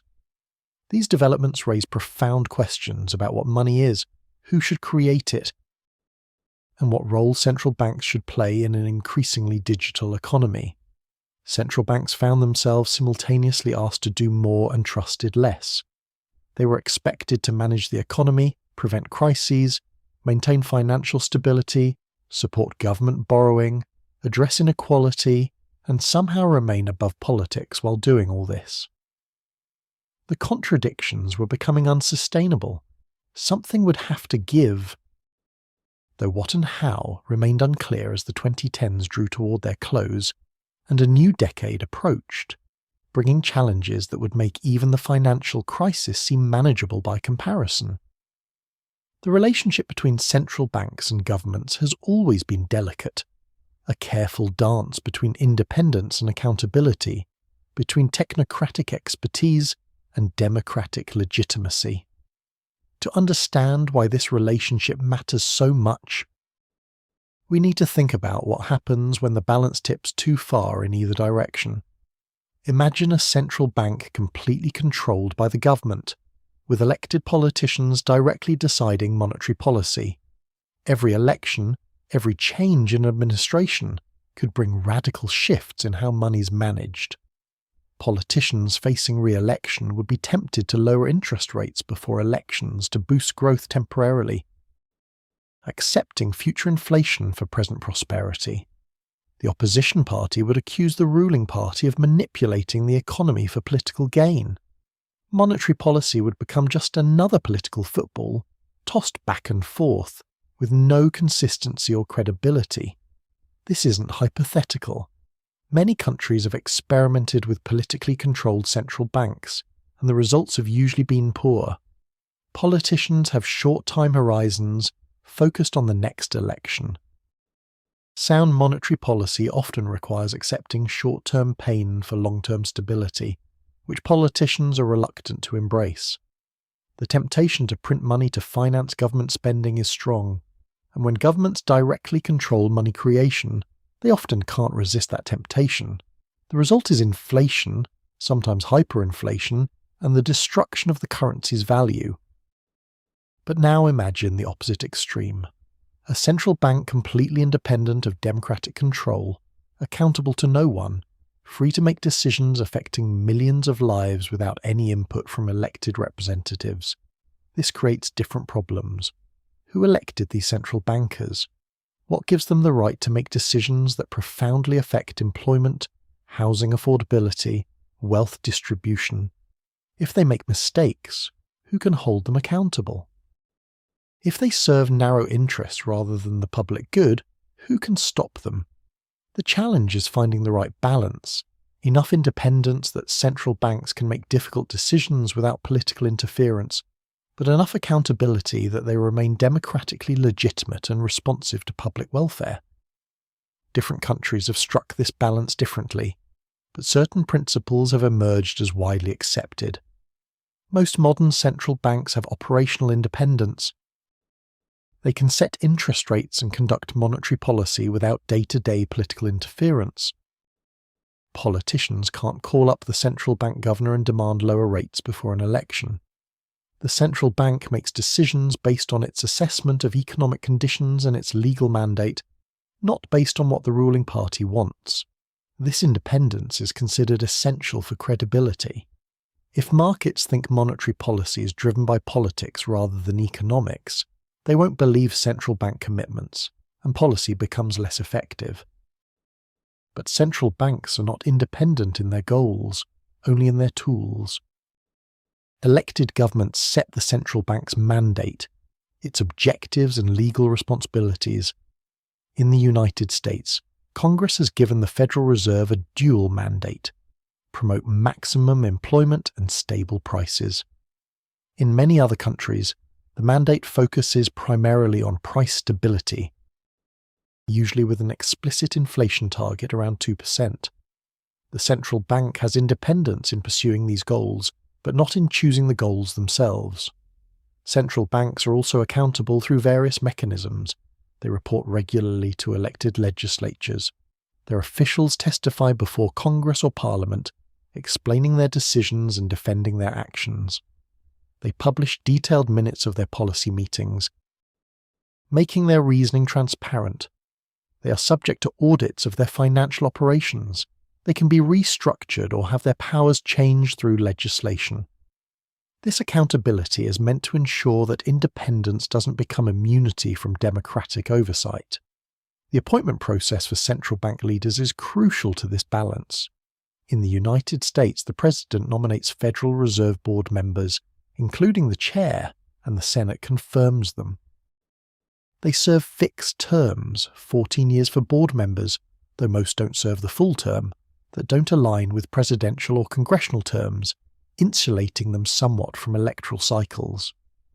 Other countries have similar systems, with executives nominating and legislatures confirming, creating a check and balance in who controls the central bank. This system mostly worked well for decades, but it came under increasing strain in the 2010s. The financial crisis and its aftermath put central banks in the spotlight as never before. Their actions became front-page news, their decisions became politically controversial, and the traditional consensus supporting central bank independence began to fray. From the political left came criticism that central banks were too focused on fighting inflation and not focused enough on unemployment. Why should unelected technocrats be able to keep millions of people jobless to prevent inflation that might never materialize? Why should central banks prioritize the interests of creditors and bondholders over workers? Some argued for revising central bank mandates to focus more on employment and less on price stability, or even for bringing monetary policy under more direct democratic control. From the political right came different criticisms but equal skepticism. Conservatives worried that central banks had exceeded their authority during the crisis, that they had essentially made fiscal policy decisions, choosing which institutions to rescue, how to allocate resources, that should be made by elected officials. The massive expansion of central bank balance sheets through quantitative easing looked to some like money printing that would inevitably cause inflation and currency debasement. Some called for restricting central bank powers, returning to rules-based monetary policy, even abolishing central banks entirely. These criticisms intensified as economic recovery remained weak and inequality grew. Central bank policies, particularly low interest rates and quantitative easing, were blamed for widening wealth gaps. Asset owners benefited from rising stock and housing prices, while workers saw stagnant wages. Savers, especially retirees living on fixed incomes, were hurt by low interest rates. The distributional consequences of monetary policy, long ignored, became politically salient. Central bankers found themselves in an impossible position. They were trying to fulfill their mandates using the tools they had, but those tools had side effects that created political opposition. They tried to explain that they weren't trying to help the wealthy at the expense of everyone else, that low rates and quantitative easing were meant to boost the entire economy by encouraging investment and hiring. But these explanations often fell flat with people who saw their savings earning nothing while the stock market soared. The political attacks on central bank independence became more direct. In the United States, President Donald Trump, elected in 2016, repeatedly criticized the Federal Reserve and its chair, Jerome Powell, whom Trump himself had appointed. Trump demanded lower interest rates even as the economy was growing and unemployment falling. He called the Fed, quote, 17 and, quote, 18 for not cutting rates more aggressively. He mused about firing Powell, though the legal authority to do so was unclear. These attacks broke with decades of presidential practice of not commenting on Fed policy. Similar pressures emerged in other countries. In Turkey, President Recep Tayyip Erdogan fired central bank governors who tried to raise interest rates to fight inflation, insisting that high rates caused rather than cured inflation, a position at odds with standard economics. In India, the government and central bank clashed over monetary policy and banking regulation. In Brazil, Hungary, Poland, and elsewhere, populist leaders challenged central bank independence, seeing it as an obstacle to their political agendas. These weren't just isolated incidents, but part of a broader global trend toward populism and away from technocratic governance. Central banks, epitomes of technocratic institutions run by experts claiming specialized knowledge, became targets.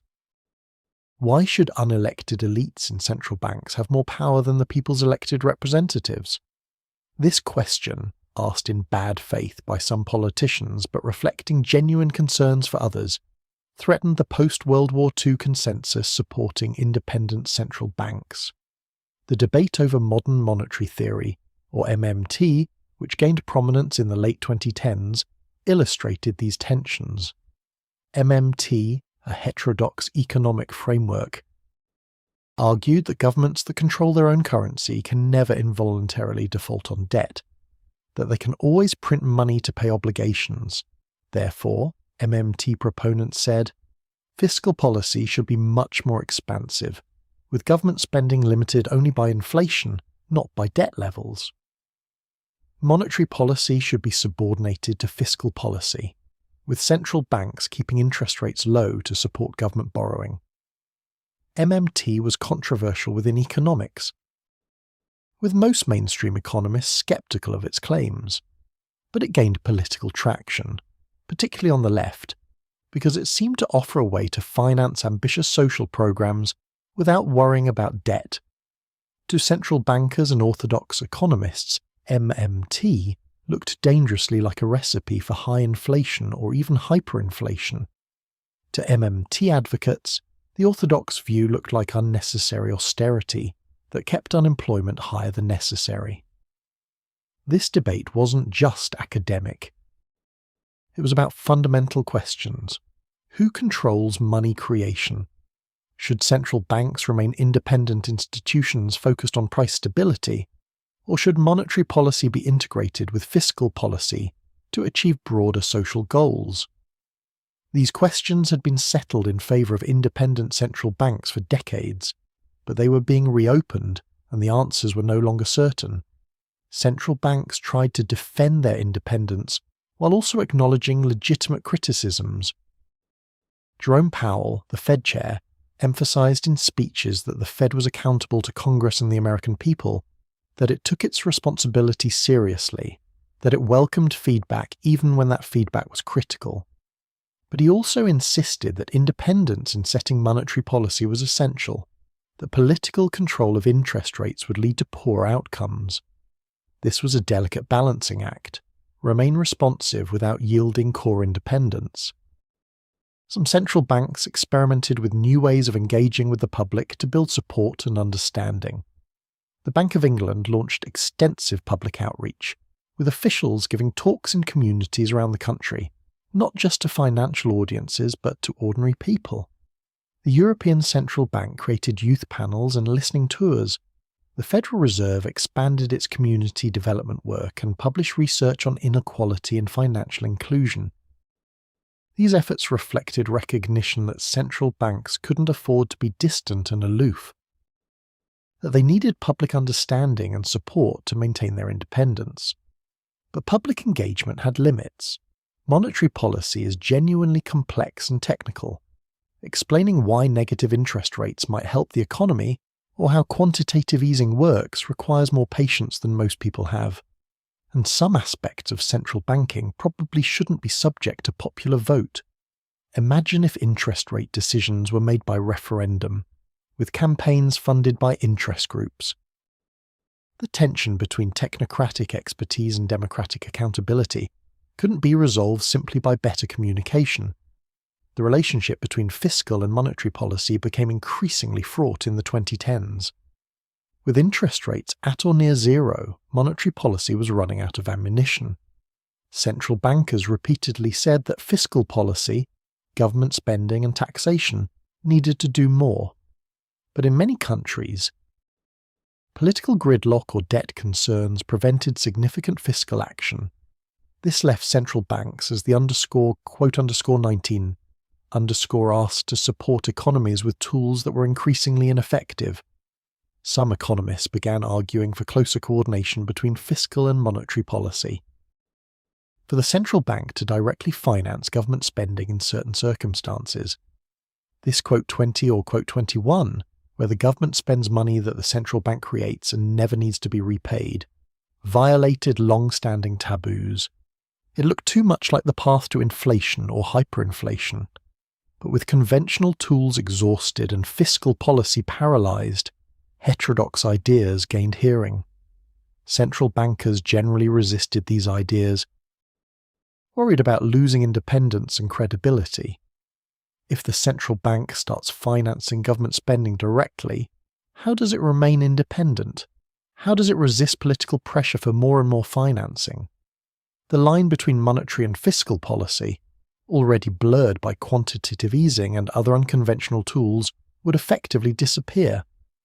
This might be necessary in extreme circumstances, but it carried enormous risks.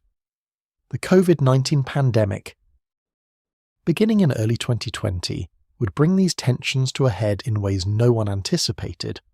But even before the pandemic, it was clear that the framework for central banking built in the decades after World War II was under severe strain.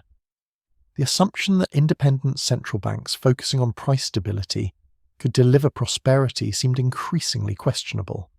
The political consensus supporting that independence was eroding.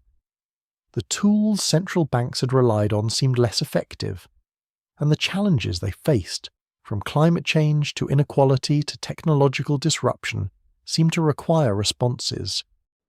Beyond traditional monetary policy, central banks found themselves at a crossroads. They could double down on independence and traditional mandates, risking political backlash and irrelevance as they failed to address problems people cared about. Or they could expand their roles and responsibilities, taking on climate change, inequality, financial inclusion, and other issues, risking mission creep and further politicization. Neither path was appealing, but standing still wasn't an option either.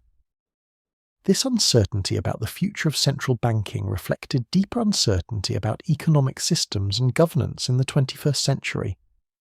The neoliberal consensus of the late 20th century, that free markets with light regulation and independent central banks managing inflation could deliver prosperity, had been shaken by the financial crisis and its aftermath. But no new consensus had emerged to replace it. Central banks were navigating without a clear map, making decisions in real time about problems that didn't fit neatly into their traditional frameworks. The questions that began this discussion, how much independence should central banks have, how should they be accountable, what should their goals be, remain unresolved. They will be answered in practice, if not in theory, by the actions central banks take and the political reactions those actions provoke.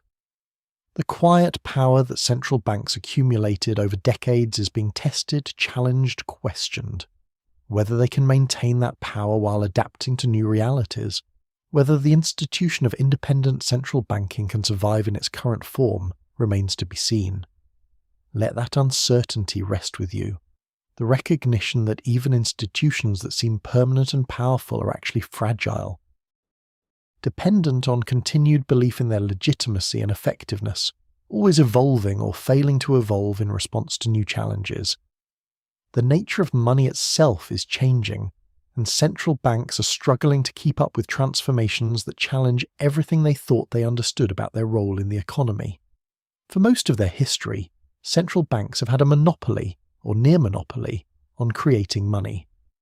But that monopoly is being challenged from multiple directions, by technologies and innovations that are redefining what money is and who can create it. Let's start with something that seemed like a curiosity when it first appeared, but has grown into something central banks can no longer ignore: cryptocurrencies.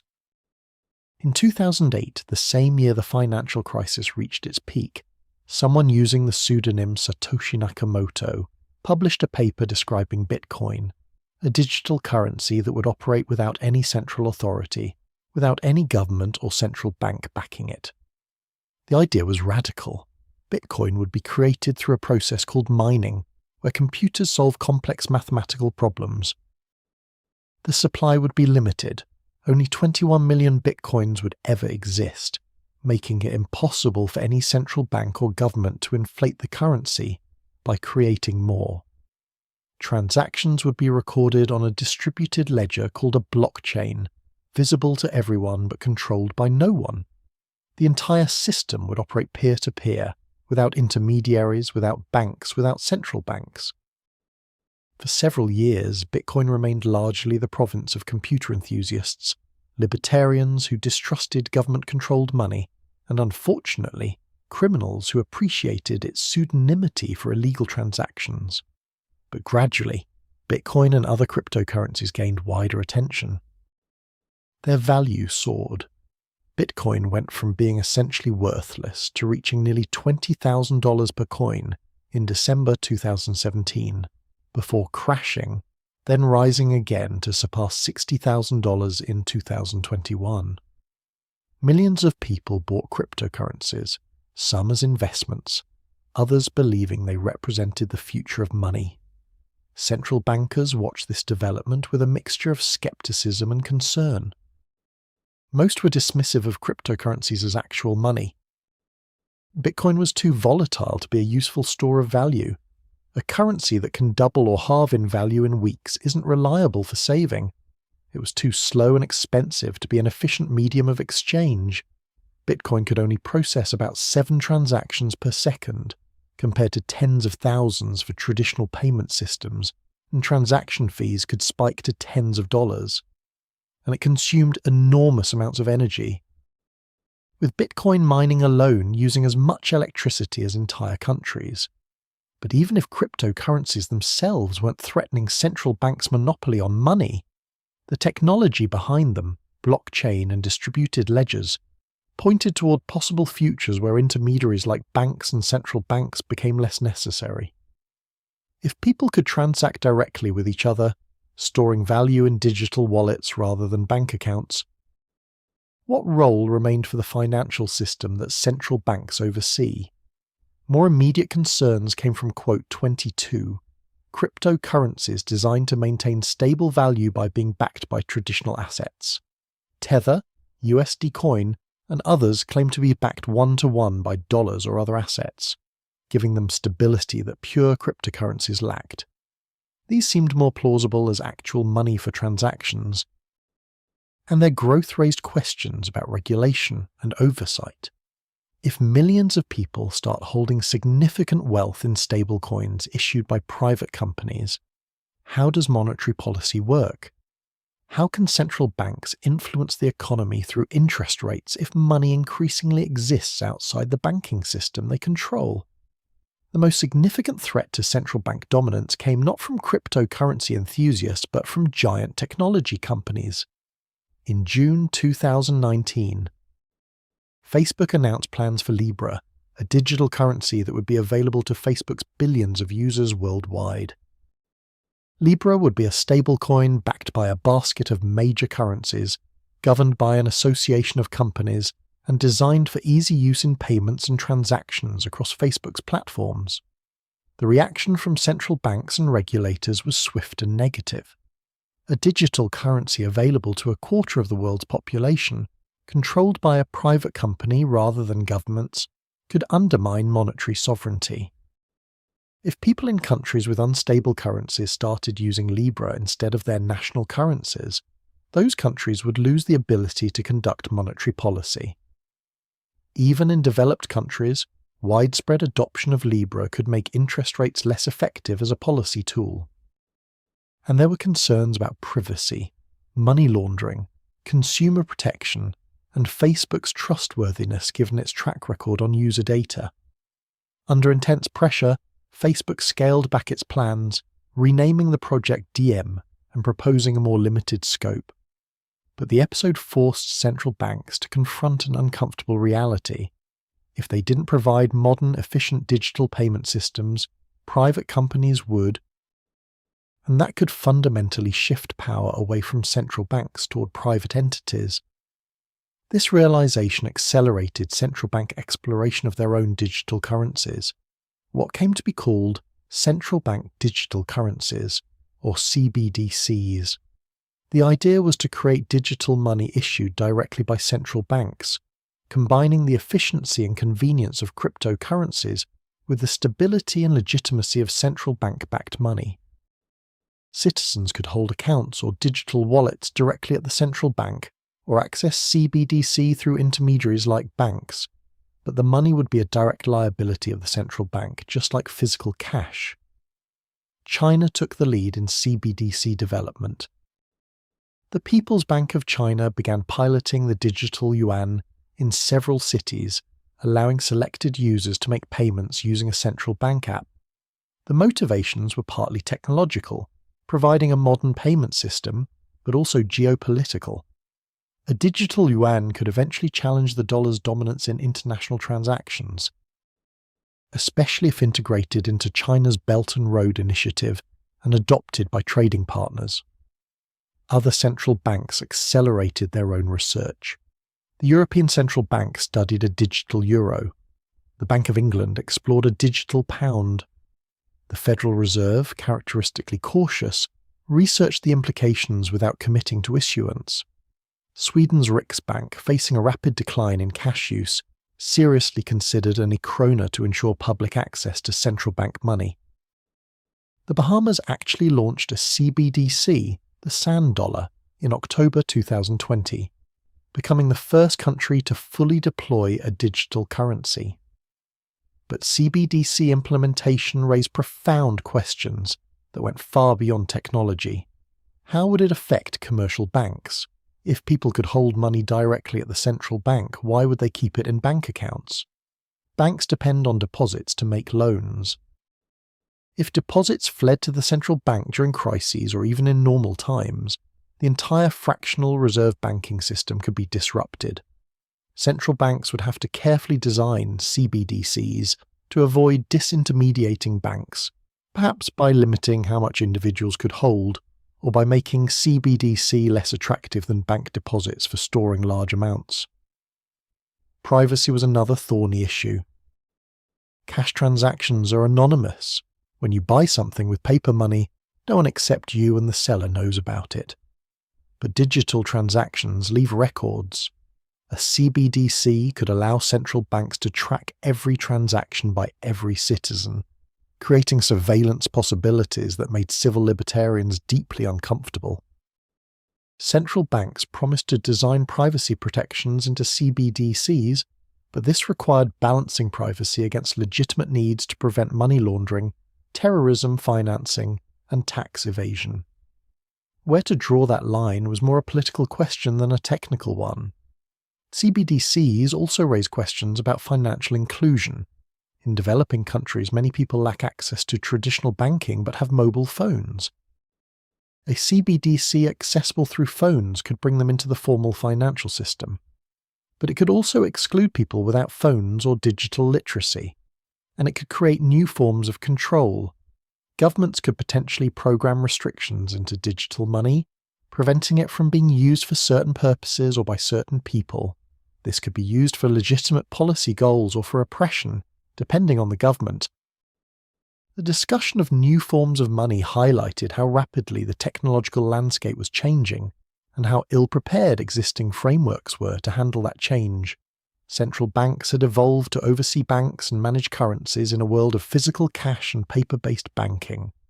That world was disappearing, replaced by one of instant digital transactions, peer-to-peer payments, and borderless flows of value. The tools and concepts central banks relied on, reserve requirements, interbank lending, money supply measures, were all based on the old system and worked less well as the system changed. Consider how people actually use money in the 2020s. In many developed countries, cash is becoming rare. People pay with credit cards, debit cards, phone apps like Apple Pay or Venmo, online transfers. In China, mobile payment systems WeChat Pay and Alipay dominate, with even street vendors accepting QR code payments. The physical currency that central banks print is increasingly irrelevant for most transactions. Money has become information, data moving through networks, and central banks don't control those networks. This created what economists called, quote, 23. There were dozens of different systems, Visa and MasterCard, PayPal and Venmo, Zelle and Cash App, Apple Pay and Google Pay, each with their own rules, fees, and limitations. Cross-border payments remained slow and expensive despite the technology existing to make them instant and cheap. Central banks had limited ability to influence these private payment systems, even though they were becoming the primary infrastructure through which money moved. Some central banks responded by developing their own real-time payment systems. The Federal Reserve launched FedNow in 2023, allowing instant transfers between banks. The European Central Bank upgraded its target system. These were attempts to modernize payment infrastructure under central bank oversight, to ensure that public authorities maintained some control over the fundamental plumbing of the financial system. But technology was evolving faster than central banks could respond. Decentralized finance, or DeFi, platforms allowed people to lend, borrow, trade, and invest in cryptocurrencies without any central intermediary. Smart contracts, code that automatically executes when conditions are met, could replace traditional financial institutions for some purposes. These systems existed entirely outside the regulated financial sector that central banks oversee. They were global, permissionless, and essentially impossible to control through traditional regulatory tools. Central banks faced a genuine dilemma. They could try to suppress these innovations through regulation, banning or severely restricting cryptocurrencies and DeFi. Some countries took this approach. China banned cryptocurrency trading and mining. But suppression risked driving innovation offshore or underground, and it seemed to be fighting against technological progress that was probably inevitable. Alternatively, central banks could try to accommodate and regulate innovation, bringing it within the existing framework. But this was difficult when the innovation was designed specifically to avoid central control, and when regulators struggled to understand technologies that were complex and rapidly evolving. The emergence of artificial intelligence added another layer of complexity. AI systems were increasingly being used for trading, lending decisions, risk assessment, even central bank forecasting. These systems could process information and identify patterns far beyond human capability, but they were also opaque. Even their creators couldn't always explain how they reached particular decisions. This black box problem was troubling for central banking, which relied on understanding and explaining policy decisions. How could a central bank justify an interest rate decision if it was based on AI predictions that couldn't be explained? AI also raised concerns about financial stability. If many institutions use similar AI systems, they might all respond to events in the same way, amplifying market movements. Flash crashes, sudden severe market drops caused by algorithmic trading, became more common. In May 2010, the US stock market experienced a flash crash where the Dow Jones Industrial Average plunged about 9% in minutes before recovering. Such events were disorienting and scary, suggesting that markets were being moved by forces beyond human control or understanding.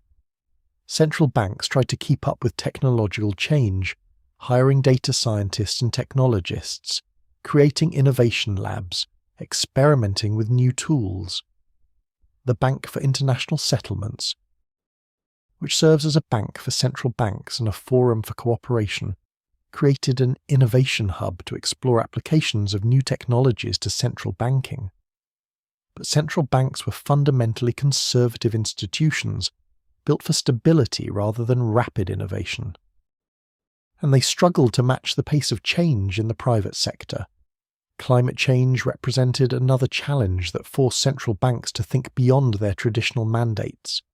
Extreme weather events were increasing in frequency and severity, causing economic disruption. The transition away from fossil fuels would require massive reallocation of capital and could strand trillions of dollars in assets.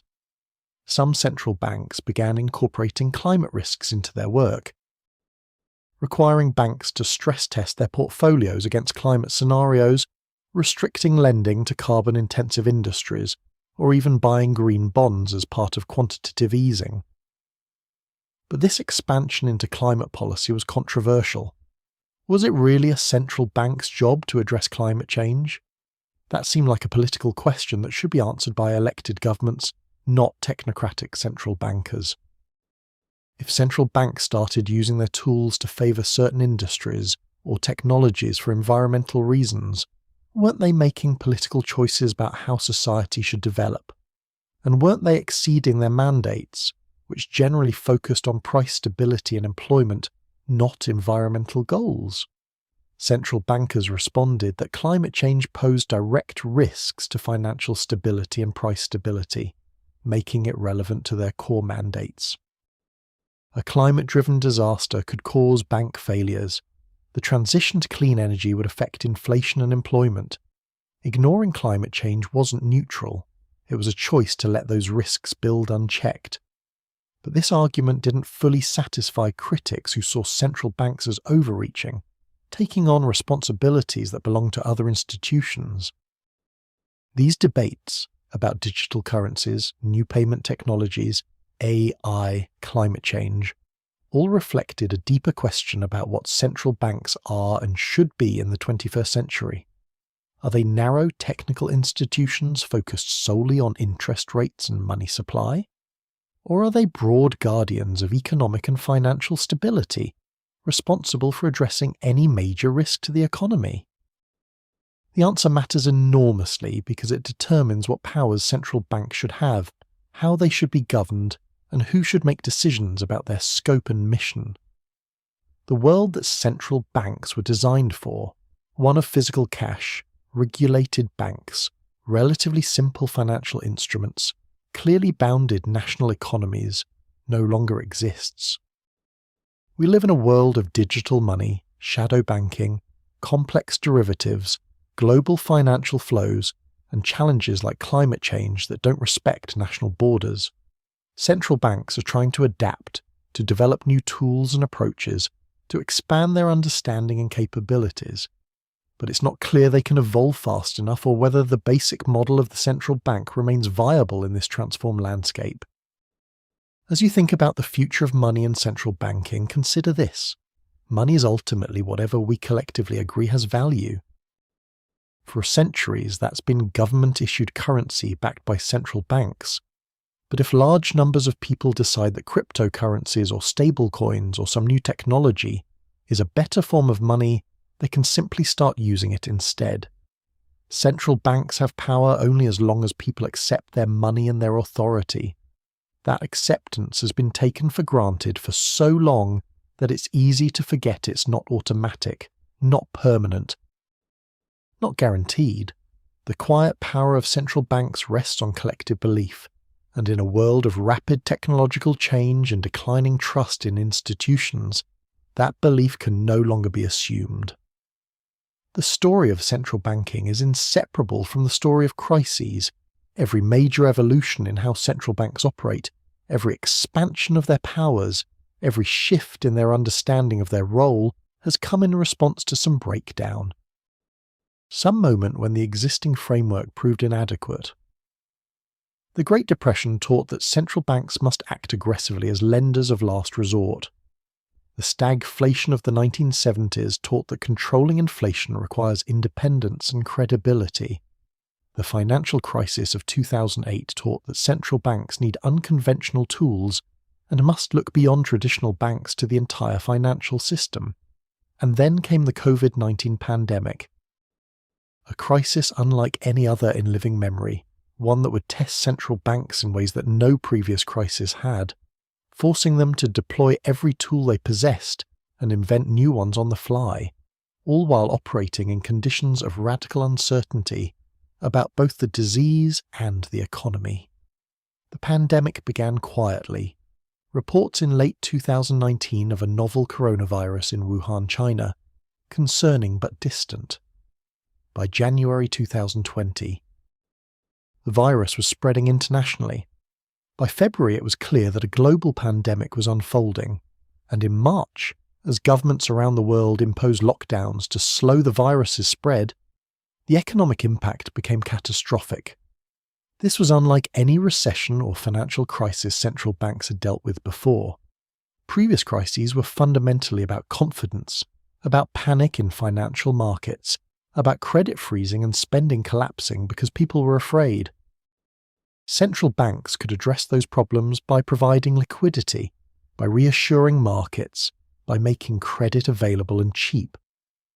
But the pandemic wasn't a crisis of confidence. It was a forced shutdown of economic activity to prevent disease spread. People weren't avoiding restaurants and shops because they were worried about the economy. They were avoiding them because they were closed by government order or because they feared infection. How do you use monetary policy to address a crisis like that? You can lower interest rates, but cheaper borrowing won't help a restaurant that's legally required to stay closed. You can provide liquidity to banks, but banks having more cash won't make people go out and spend when they're sheltering at home. The problem wasn't financial, it was epidemiological. And central banks had no tools for fighting viruses, yet central banks acted anyway, and with stunning speed and force. The Federal Reserve, led by Chairman Jerome Powell, moved decisively in mid-March 2020 as financial markets began to panic. Stock markets were experiencing unprecedented volatility, falling 20 or 30% in a matter of weeks. Credit markets were seizing up. Even the market for US Treasury bonds, normally the safest and most liquid market in the world, was showing signs of dysfunction as everyone simultaneously tried to sell everything and hold cash. On March 15th, a Sunday, the Fed announced an emergency rate cut to near zero and launched $700 billion of quantitative easing, buying government bonds and mortgage-backed securities. This was a massive intervention, deploying in a single day the kind of tools that had been rolled out gradually during the 2008 crisis. But it wasn't enough. Markets continued to deteriorate. Something more was needed.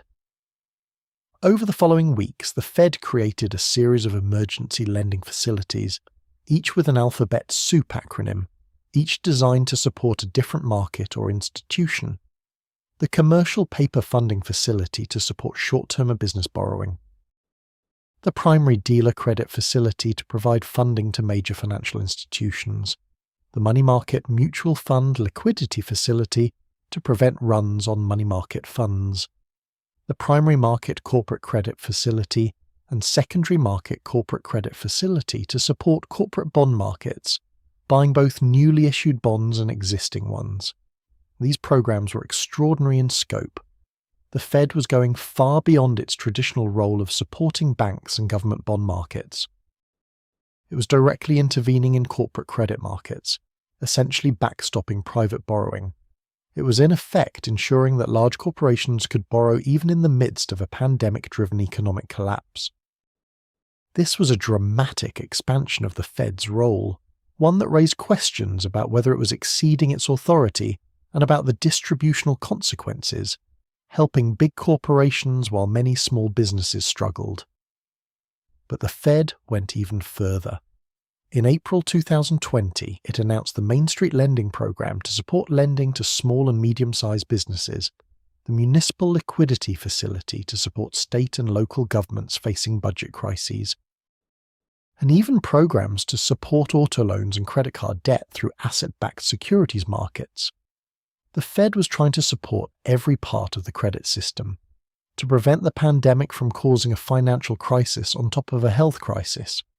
Perhaps most remarkably, the Fed began buying corporate bonds directly, not just supporting the market, but actually purchasing the debt of individual companies. This crossed a line the Fed had never crossed before. It was picking winners and losers in the private sector, deciding which companies' bonds to buy.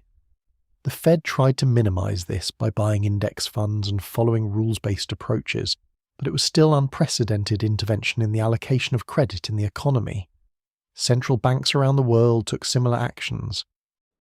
The European Central Bank launched a pandemic emergency purchase program worth €750 billion, later expanded to €1,850 billion. The Bank of England cut rates to near zero and restarted quantitative easing. The Bank of Japan expanded its already massive asset purchase program. Central banks in emerging markets from Brazil to South Africa to India cut rates and launched their own versions of quantitative easing, something many had never done before. The scale and speed of these interventions were breathtaking.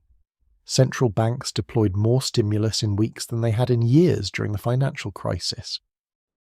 The Fed's balance sheet, which had been around $4 trillion before the pandemic, grew to over $7 trillion by mid-2020 and would eventually surpass $8 trillion.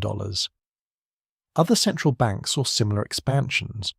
Central banks were creating money on a scale that would have been unimaginable just months earlier. But monetary policy alone couldn't address a pandemic-driven collapse. This was fundamentally a problem that required fiscal policy, government spending to support people and businesses through the shutdown, and governments responded with enormous fiscal stimulus.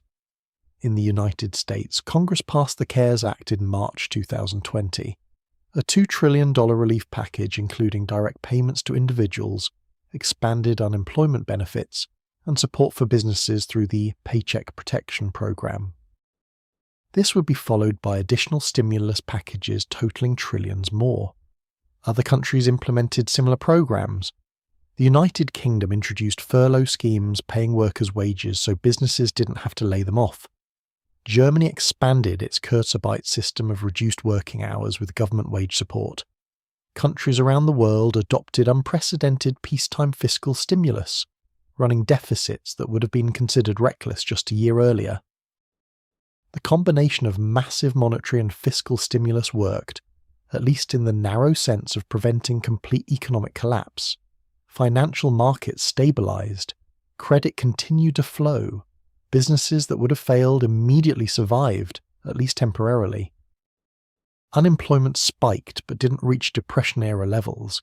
It peaked at around 14.7% in the United States in April 2020, before gradually declining as restrictions eased and support programs took effect. But this success came at a cost and raised troubling questions. The coordination between central banks and governments, the Fed supporting markets while Congress provided fiscal stimulus, central banks buying government bonds to help finance unprecedented deficits, looked to some observers uncomfortably like the monetary financing of government spending that central banks had long claimed was forbidden. The line between monetary and fiscal policy, already blurred, seemed to disappear entirely during the pandemic response. Central banks defended their actions by pointing to the emergency nature of the situation. Extraordinary times required extraordinary measures. The pandemic was an exogenous shock, not a normal recession. And the priority was preventing permanent economic damage from a temporary health crisis. But the expansion of central bank powers during the pandemic created precedents that would be hard to walk back. Once central banks had shown they could and would intervene to support corporate bond markets, municipal debt, even small business lending, how could they refuse to do so in future crises? The pandemic also revealed something about the modern economy's dependence on central bank support. When the Fed announced its interventions in March 2020, markets rallied immediately. Stock prices, which had been plummeting, reversed course and began rising. By summer 2020, the stock market had recovered all its losses and was hitting new highs, even as the economy remained in recession and unemployment stayed elevated. The disconnect was stark. Main Street struggling while Wall Street boomed, all because central bank support was flooding the financial system with liquidity.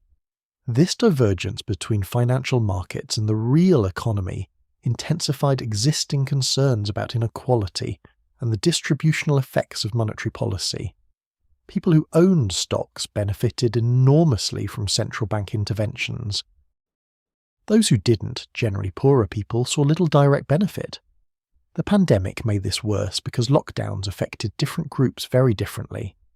Professional workers could work from home, and in many cases saw their wealth increase as stock and housing prices rose.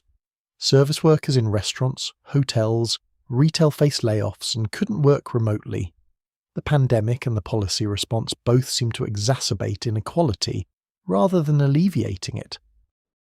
Central banks were aware of these concerns and tried to address them. Jerome Powell gave speeches emphasizing the Fed's commitment to supporting employment, particularly for disadvantaged communities that faced higher unemployment. The Fed published research on inequality in the labor market.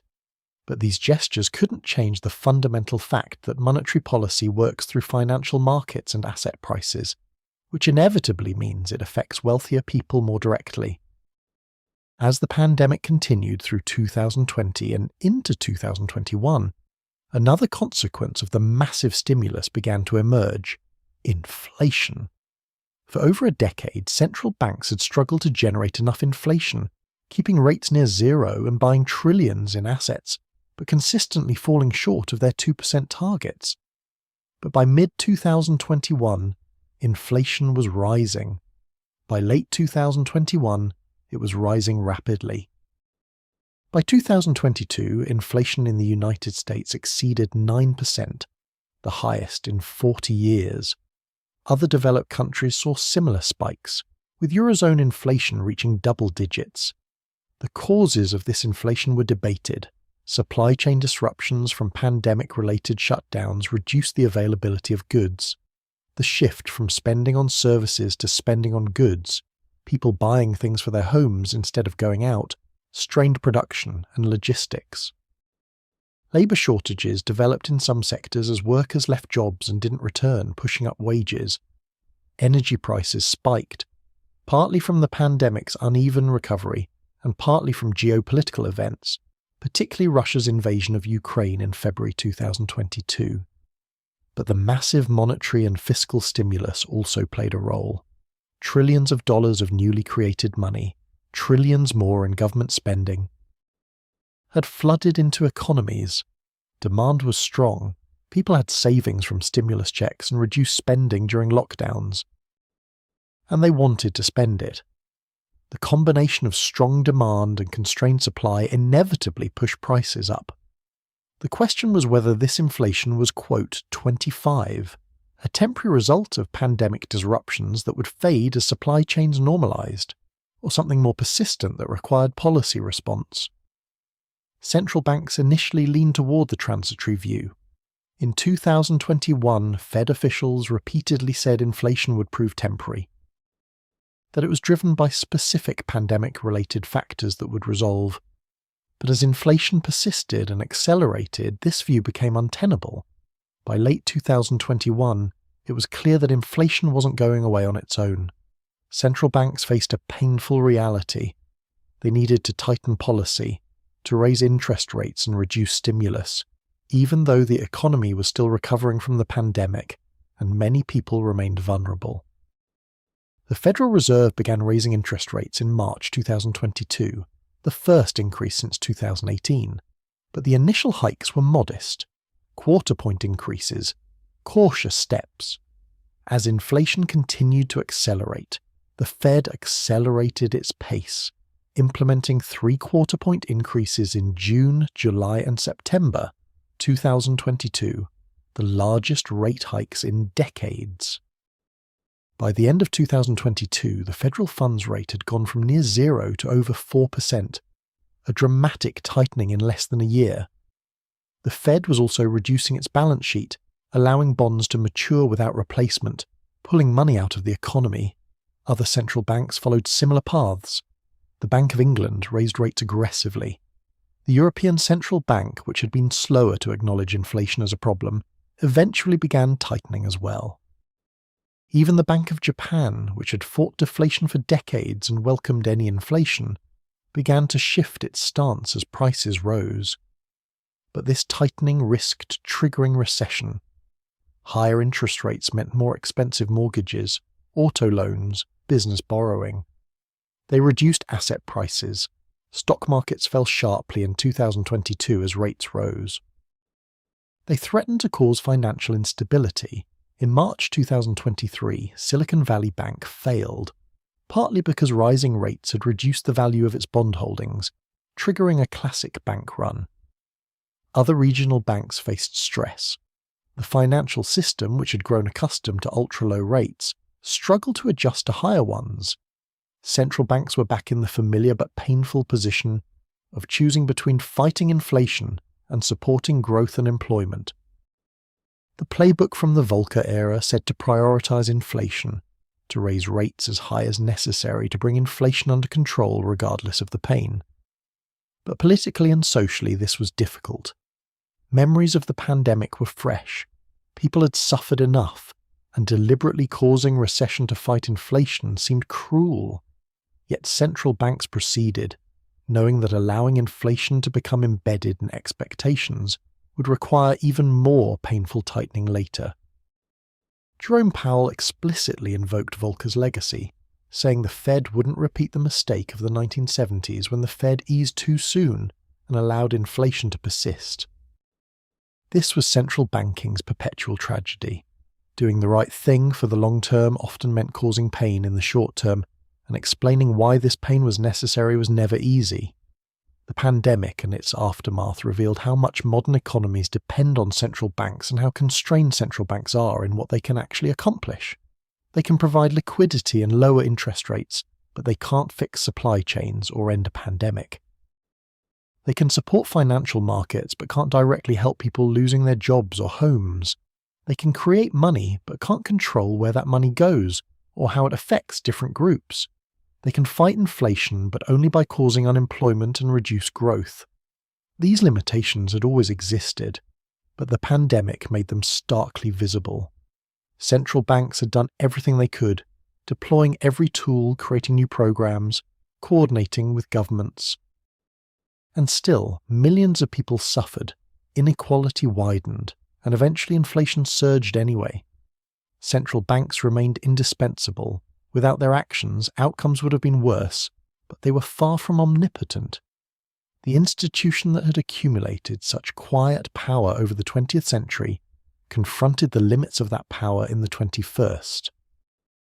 As economies navigated the post-pandemic period, struggling with inflation but also with the lingering effects of COVID-19, with geopolitical tensions and climate concerns and technological disruption, central banks found themselves in an impossible position. They were expected to manage all of this, to ensure stable prices and full employment and financial stability, and somehow address inequality and climate change too. But they had essentially one main tool: interest rates, and maybe quantitative easing as a supplement. It was like being given a hammer and asked to build a house, fix a car, perform surgery and paint a masterpiece. You can try, and maybe you can help, but you probably can't do everything people want. The question facing central banks as the 2020s unfolded was whether they could maintain their credibility and legitimacy while confronting these limitations, whether they could continue to be trusted to guide economies when the challenges seemed beyond their capacity to solve. The answer would depend partly on their skill and partly on luck, partly on the problems the world threw at them and partly on whether other institutions, governments, international organisations, civil society, stepped up to address the problems that monetary policy alone couldn't fix. Let that uncertainty settle in your mind, the recognition that even the most powerful economic institutions are limited, fallible, dependent on forces beyond their control, doing their best but never quite enough in a world that demands more than any institution can deliver. As we approach the end of our journey through the world of central banking, let's step back from the crises and controversies and think about what central banks actually mean for ordinary life. Because for all the technical complexity, for all the debates about independence and mandates and unconventional tools, central banking ultimately matters because it affects real people in tangible ways every single day. When you wake up in the morning and check the interest rate on your savings account, that rate is influenced by central bank policy. When you consider buying a house and look at mortgage rates, those rates move up or down based partly on what the central bank does. When you go to the grocery store and notice prices rising or falling, inflation or deflation that the central bank is trying to manage affects what you pay. When you look for a job or worry about keeping the one you have, employment levels that central banks try to influence determine your opportunities and security. Think about a young couple trying to buy their first home. They've saved for years, building a down payment, working toward this milestone. The interest rate on their mortgage will determine whether they can afford the house they want or have to settle for something smaller, in a less desirable neighbourhood, farther from work. A difference of 1 or 2 percentage points in mortgage rates, easily within the range that central bank policy can affect, might mean tens of thousands of dollars over the life of the loan, the difference between financial comfort and constant struggle. That mortgage rate is set by the market, yes, but it's influenced by the central bank's target for short-term interest rates and by the central bank's purchases of mortgage-backed securities. When the Federal Reserve conducts quantitative easing and buys mortgage securities, it pushes mortgage rates down, making homes more affordable. When it stops buying or sells securities, rates rise, making homes less affordable. The young couple's dreams are shaped, in part, by decisions made in the Federal Reserve's marble headquarters in Washington by people they'll never meet, using frameworks they'll never understand, pursuing goals that are only indirectly related to their particular situation. Or consider a retiree living on a fixed income, with savings in a bank account and some bonds.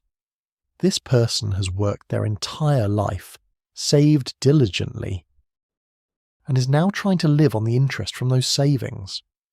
When central banks push interest rates to zero to fight recession or support the economy, this retiree's income evaporates. The money in the bank that used to earn 3 or 4% now earns almost nothing. The bonds that matured and need to be reinvested now pay tiny amounts instead of providing meaningful income. The retiree hasn't done anything wrong, hasn't failed to plan or save, but central bank policy has eliminated their investment income. This isn't intentional cruelty. The central bank is trying to stimulate the economy, to encourage borrowing and spending, to fight deflation or recession. Low rates help borrowers, the young couple buying a house, businesses investing in expansion, governments funding stimulus programs. But they hurt savers, and retirees tend to be savers. The central bank isn't trying to harm retirees, but its policy inevitably redistributes from savers to borrowers, from old to young, from cautious to aggressive. These distributional effects are often unacknowledged or downplayed, but they're real and they matter enormously to the people affected. Consider a small business owner trying to navigate the economy. When the central bank signals that it's raising interest rates to fight inflation, the owner knows that borrowing to expand or even to maintain inventory will become more expensive. The line of credit the business relies on for cash flow will cost more. Customers, facing higher mortgage payments and other borrowing costs, might spend less. The economic environment is shifting, becoming less favourable, and the business owner has to adjust. Maybe postponing that expansion, maybe laying off workers, maybe raising prices to cover higher costs. But the business owner doesn't really know how much to adjust or for how long. Central banks try to communicate their intentions, publishing statements and forecasts, holding press conferences, but the future is uncertain. The central bank itself doesn't know exactly how high rates will need to go or how long they'll need to stay high. The business owner is making decisions based on forecasts that are educated guesses at best.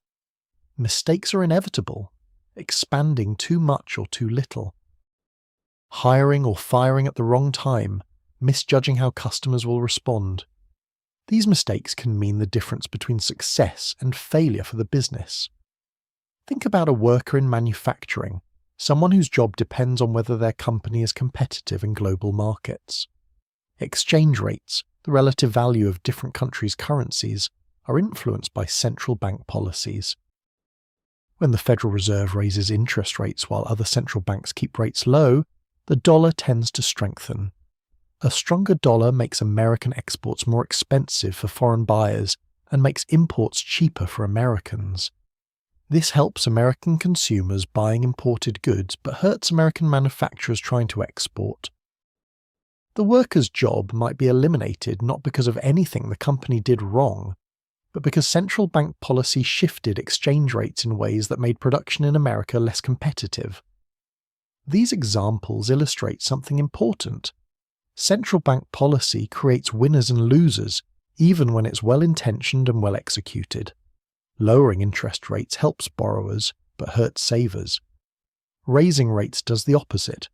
Supporting asset prices helps the wealthy, but may fuel inequality. Allowing asset prices to fall might reduce inequality, but destroys wealth and can trigger recessions. There's no policy that helps everyone equally. Central banking involves choosing which groups to benefit and which to burden, even if those choices aren't made explicitly. Central bankers generally don't like to acknowledge this. They prefer to talk about aggregate effects, how policy affects overall employment or inflation or growth, rather than how it affects different groups. This is partly legitimate. Central banks can't fine-tune policy to help every specific group. But it's also a way of avoiding uncomfortable political questions about who wins and loses from their decisions. By framing everything in technical, aggregate terms, central banks can maintain the fiction that they're neutral technocrats just following economic science rather than making politically consequential choices. Let's think about developing countries and how central bank policy in rich countries affects them. When the Federal Reserve lowers interest rates, investors around the world search for higher returns. Capital flows out of the United States toward emerging markets where returns are better. This can help developing countries by providing investment and lowering their borrowing costs. But when the Fed raises rates again, that capital flows back out. Sometimes suddenly and destabilizingly. Currencies collapse, asset prices crash, governments face funding crises, and ordinary people in these countries suffer through economic chaos caused partly by policy changes in a country they don't live in and have no voice in. This happened repeatedly in the 1980s and 90s and 2000s, capital flowing into developing countries during periods of low rates in rich countries, then flowing out when rates rose, creating boom-bust cycles that devastated economies. Turkey, Brazil, Indonesia, many others experienced currency crises triggered or worsened by changes in American or European monetary policy. The Fed's mandate is about American employment and prices, not global stability, but its actions have global consequences that it can't ignore even if it isn't formally responsible for them. The mechanisms through which central banks influence the economy are often opaque and indirect, working through channels that are hard to observe. When the central bank changes interest rates, it doesn't directly set the rates that matter for most people. Mortgage rates, auto loan rates, credit card rates, business lending rates. It sets a rate for overnight lending between banks, and that rate influences other rates through complex market processes. The transmission mechanism from central bank policy to real economic outcomes is uncertain, variable, and dependent on context. Sometimes central bank actions work quickly and powerfully. Sometimes they work slowly or barely at all. The same interest rate cut might have very different effects in different circumstances depending on the state of the financial system, the confidence of businesses and consumers, what's happening in the rest of the world, and countless other factors.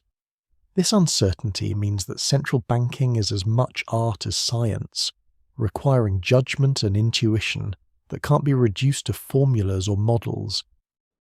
Central bankers spend enormous effort trying to understand these transmission mechanisms, building sophisticated models of how the economy works, analyzing mountains of data looking for patterns and relationships.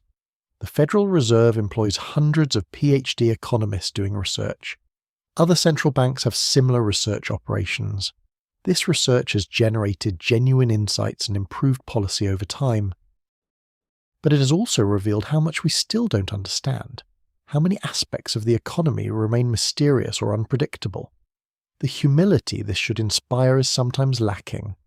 Central bankers, having devoted careers to studying the economy and developing expertise, can become overconfident in their ability to manage outcomes.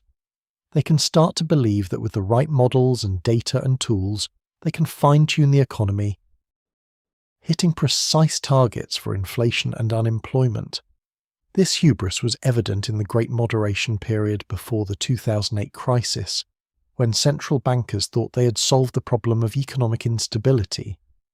The crisis shattered that confidence, but traces of it remain.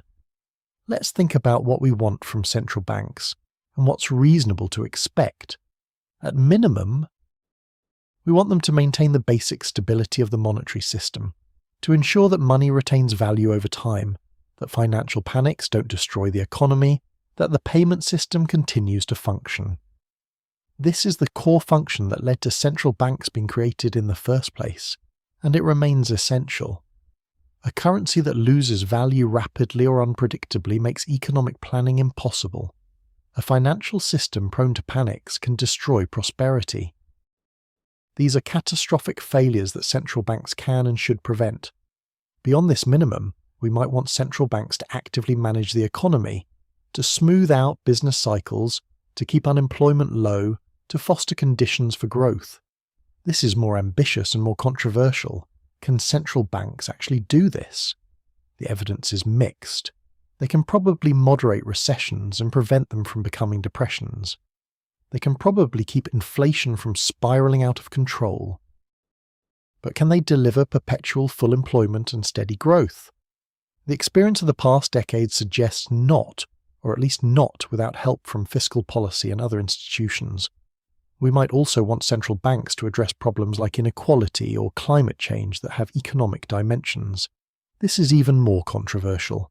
These are primarily political questions that should be resolved through democratic processes, not technocratic decisions by unelected central bankers. But if inequality or climate change pose risks to financial stability or economic performance, can central banks ignore them? The answer isn't clear, and different people and different central banks have answered differently. What seems clear is that we've asked central banks to do too much, to solve too many problems with too few tools. When governments are gridlocked and can't pass needed fiscal policy, we expect central banks to support the economy through monetary policy alone. When we face problems like inequality or climate change that require societal decisions about values and trade-offs, we look to central banks for solutions because other institutions aren't acting. This is unfair to central banks and to society. Central banks can contribute to addressing these problems, but they can't solve them alone. There's also a question of whether central banks should exist at all in their current form, or whether we need to fundamentally reimagine monetary institutions for the 21st century. Some critics from the libertarian right argue for eliminating central banks and returning to some form of commodity, money like gold, or letting private currencies compete freely. The cryptocurrency movement partly reflects this view, that money should be decentralized, not controlled by governments. From the left, some argue for more democratic control of money creation, for bringing central banks under direct political oversight, or even for having governments create money directly, rather than working through central banks and private banks. Modern monetary theory, which we discussed earlier, reflects some of these ideas. The argument is that money is too important to be left to unelected technocrats, that monetary policy should be integrated with fiscal policy to serve public purposes. Both critiques contain insights, but both also underestimate the problems with their proposed alternatives. A return to gold or commodity money would severely limit the money supply and make it impossible to respond to crises with monetary expansion. It would likely mean more severe recessions and more unemployment. Fully democratic control of money creation would likely lead to inflation, as politicians face temptation to print money to finance spending without raising taxes. The current system, with independent central banks constrained by mandates and accountable to elected bodies, is imperfect, but it's probably better than the alternatives we've tried or can imagine. As you lie there thinking about all of this, consider how strange the institution of central banking really is. A small group of economists and financiers meet in secret, or at least in closed meetings whose details are revealed only after delays, and make decisions that affect billions of people. They create money, essentially from nothing, by typing numbers into computers. They buy and sell assets worth trillions of dollars. They can cause unemployment to rise or fall, can make your savings worth more or less, can determine whether businesses succeed or fail. And they do all of this based on theories and models that are constantly being revised, using data that's often wrong or misleading, making forecasts that are acknowledged to be uncertain. That we've given such power to such institutions that we trust them to manage something as fundamental as money is remarkable. It's a testament to the complexity of modern economies and the need for specialized expertise, but it's also a reflection of political failures, that we can't or won't make needed decisions democratically, so we delegate them to technocrats.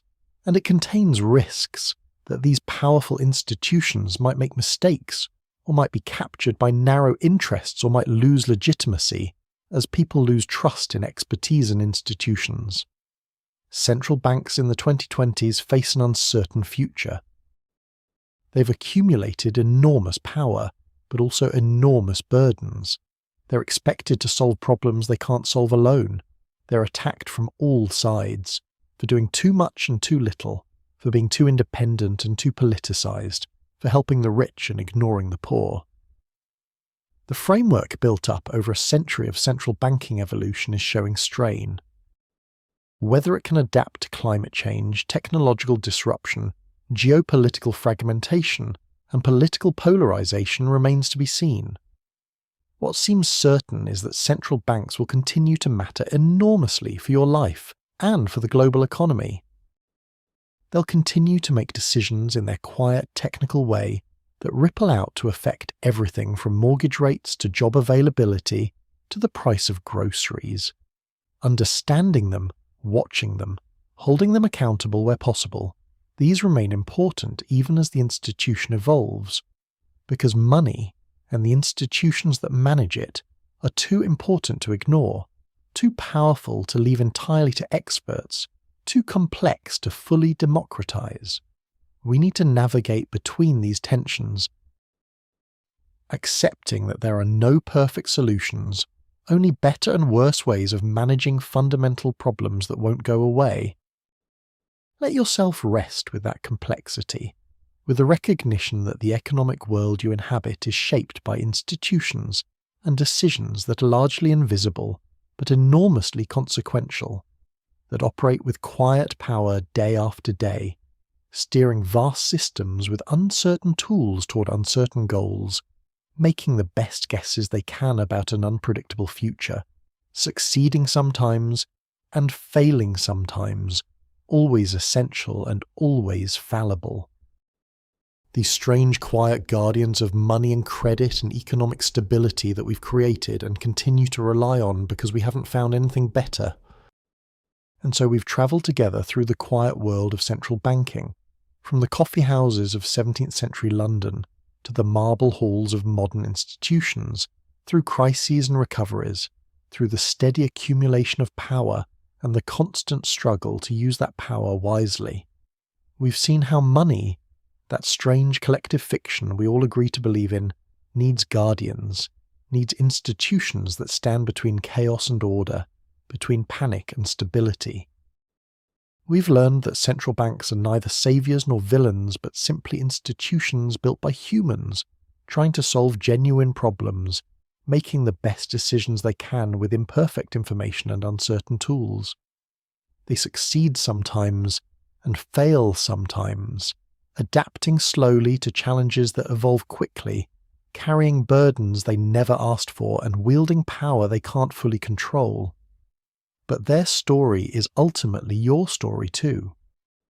Every time you work, save, spend, plan for the future, you're participating in the same vast economic dance that central banks try to choreograph. You're part of the reason they exist, part of what they're trying to protect and nurture. The decisions they make in their distant rooms ripple out to touch your life. Yes, but your life and millions like it are what give those decisions meaning and purpose. As you drift towards sleep now, let go of the complexity, the debates, the uncertainty. Let it all settle like dust after a long journey. Know that somewhere, even now, people are watching over the machinery of money, doing their best, carrying on the work. And that's enough for tonight. That's enough. Rest now, let go, sleep well,